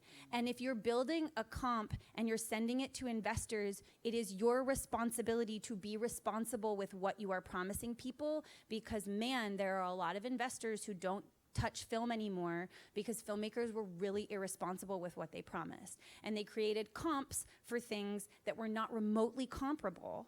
And then they budgeted based on those comps as if Greg Kinnear was in your movie, as if a young Abigail Breslin was about to get discovered, as if, and like, those things are not true about your movie, and you don't have the industry backing and the three-letter agency selling it. So it's really irresponsible to represent your movie that way. It's also unfair to yourself to create that standard, because then you're going to try to raise way more money than you should, and then you're going to set an impossible hurdle to overcome to actually sell that movie and make your money back. Something that I have learned from Mark Duplass, who we work with a lot, and we now call it like Duplasifying, is take the thing, the essence of the thing that you want to make, and figure out, if you think this is a $50,000 movie, go back to the drawing board and write the $25,000 version of it. Go raise 50 and let it feel so plentiful, right? Or he talks about it as like, write the $5,000 version, raise $10,000 and make it feel luxurious. Like, what if independent film didn't feel like 2 pounds of flesh every time? Because we were actually being responsible about scaling the stories to a place where we could make money on them. And if you are really responsible, and it's hard because we all want to be the special one who gets picked, right? But this is our insanity, you guys, is that we bought the story that they told us, that you're going to go out there and you're going to finance it on your own, and you're going to, and this is before you have any industry connections, right? You're going to finance it on your own, you're going to write, shoot, sound design, color correct, you're going to all the way through post, and then you have to wait to be picked by your story. You have to pay to wait to be picked by festivals. You have to wait to be picked by a sales agent. You have to wait to be picked by a distributor, and they called that independent film. And so when I got into the business, I wasn't getting in because I was like, I want to be in the pictures. I was like, I want to change the way women are on screen. And so when they told me what independent film was, I was like, what? That sounds like dependent film. And like, that's not what I'm trying, like, I hate being told no. Actually, I sort of love being told no and then proving them wrong, but that's beside the point. The point is, like, we have a lot of work to do to get control over our craft and our ability to do our craft our way. And part of that is being really honest about what we have. And it's okay to not have the thing today that you would like to have someday. I have a $100 million sci-fi movie in my back pocket that is for when I am like really in a good position to do things like raise a lot of money from equity investors and build that thing. I'm not trying to make that film next year for $200,000 because it deserves better, right? So also being honest about like, what do your stories really need, really deserve? Okay. Well, this question is also for you, Emily. So there seems to be a common perception among filmmakers these days that crowdfunding is a lot of work and daunting. So can you tell us why we should still get excited about crowdfunding and as an option to raising money for films? And what are the key elements to successful crowdfunding campaign? So I hate to break it to you guys, but your entire career is crowdfunding if you're a filmmaker. It's taking small increments of money from lots of people. So like the fear of crowdfunding is amusing to me. I'm like, you bought it, you drive it. Like this is your career. Crowdfunding as a tool for financing is about. So let me just ask you this question really quickly. How many of you have a project that you're working on now that you feel like is different from anything that's out there before? Seriously. Great. I just want to talk to you people really quickly. If what you're making is different from anything that's out there before, no sales agent has ever sold that project, no distributor has ever distributed that project, no marketer has ever marketed that project. So don't expect that the industry out there is going to know what to do with that film. You have to go learn what to do with that film and teach them as your partners. And along the way, you build a direct relationship with your audience. You raise non-recoupable financing for your movie. And it is stuff that nobody can take from you. So you make your IP more valuable because you've raised financing that doesn't have to be recouped. You make your IP more valuable because you already know the audience, and you know how to talk to an audience. So when you walk into a distribution company and you say, here's the festival relationships I built, here are the PR relationships I have, here are the influencers I have in my back pocket, and here's the mailing list I have, I know distributors who buy films in the room on that alone. So to me, crowdfunding is the best tool we have to make our IP valuable before it exists. Because your other option is to walk into a room and go, do you like it enough? So to me, it's like clean and simple, and like the idea that like it's a lot. Of course, it's a lot of work. Your career is a lot of work. But the other option is what? Spend more time in development than you do making. To me, it's simple for me because like crowdfunding to me was a way to just do the thing, not think about doing the thing, not spend time pitching doing the thing, not spending years and years in development for the thing because I'm trying to raise too much money for a thing that will never make that money back. Like I feel like so many people get stuck in this like hamster wheel of development because they're not being honest about the market value of their film, and they're also, for whatever, I think reasons of ego a lot of times, not willing to just say, I'm gonna go directly to the audience and find out. Because like it's possible that they say no, but it's also possible you might learn how they would like to see the story in a way that's really exciting to you.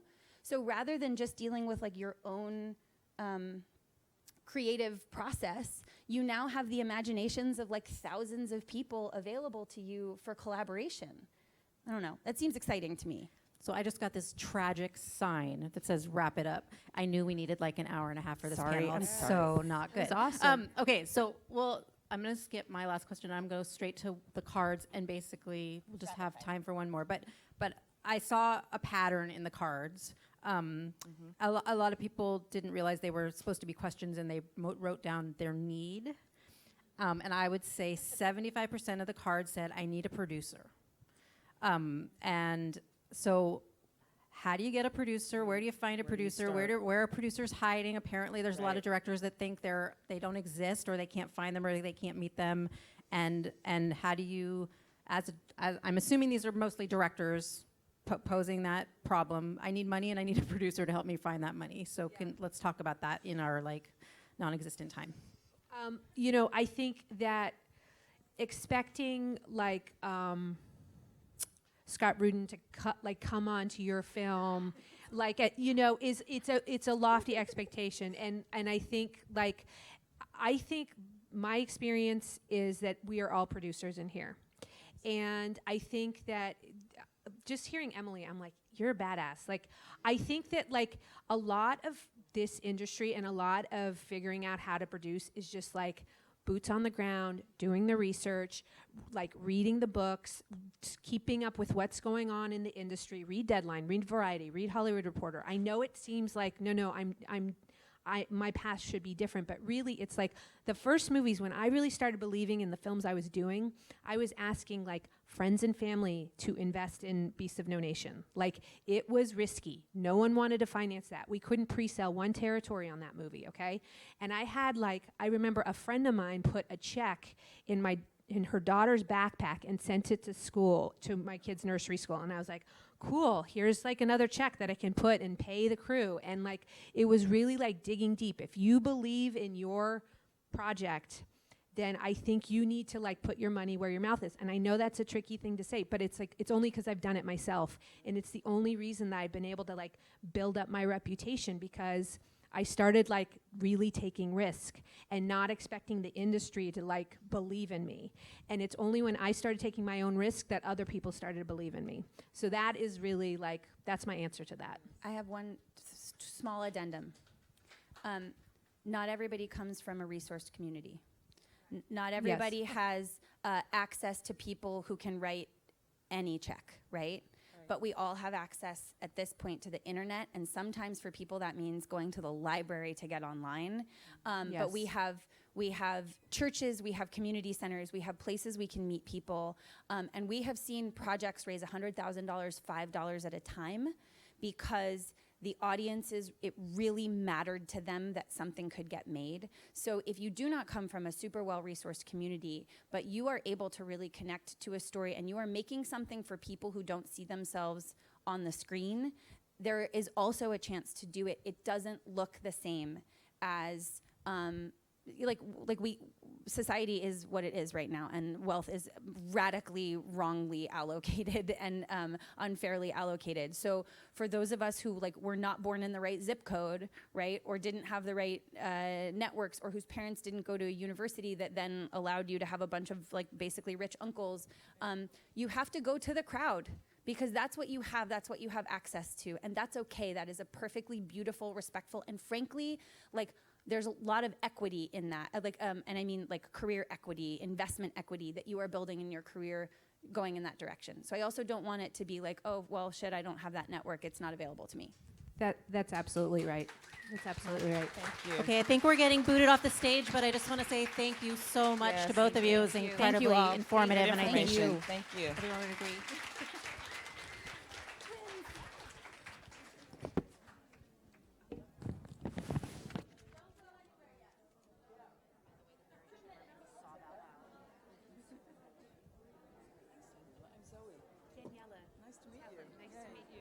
Okay, the conversation has not ended.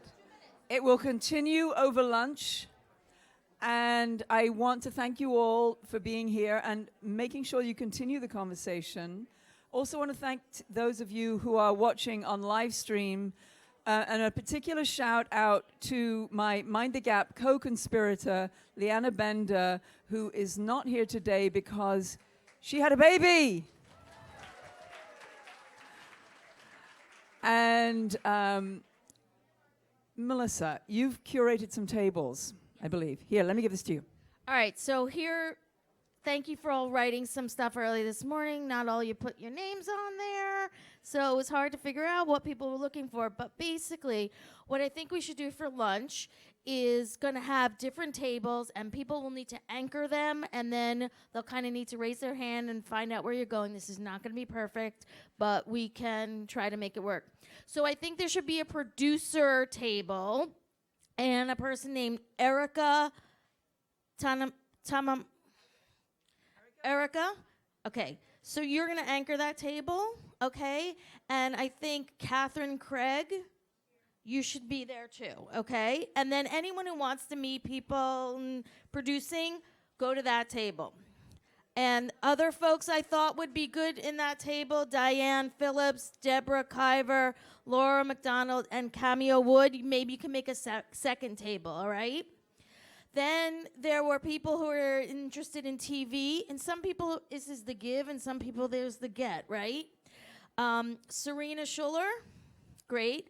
And Naomi Starkman and Sharon Farrell should sit in TV. So if you guys are interested in anything related to TV, creating series and stuff like that, do TV.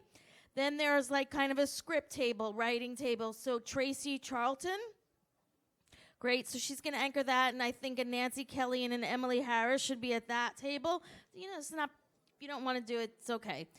There's a funding. Emily, you going to stay? So Emily Best is going to sit at a funding table, and I think Maggie O'Donnell, Anna Serner, Mary Jane Kuntz, and Jennifer Wang should be at a table related to funding. Inclusion conversation. Palani, you here? Palani? You should, how did I pronounce your last name? Sonesti? She should anchor that with Allison Emilio and Pratibha. Can you be at a table that talks about inclusion? Great, thank you. Then the Film Fatales ladies. Can you do a table if you've completed a feature and you want to talk about that? Sit with the Film Fatales. And Cinefem, are you still here? Cinefem? Great. So I wanted people who hadn't yet done their short to have access to that. And then a doc table. Morgan Davis. Morgan Davis? Great. Anne Flatt. Can you do docs? Great. And then curation, last but not least. Catherine Rozak. Great. Susan Sullivan, and Susie Starkey German. So, does that make sense? So if your name wasn't called, but you hear the topic that you like, go to that table. And then that's it. Thanks so much, everybody. The lunch is back at the other location where we were.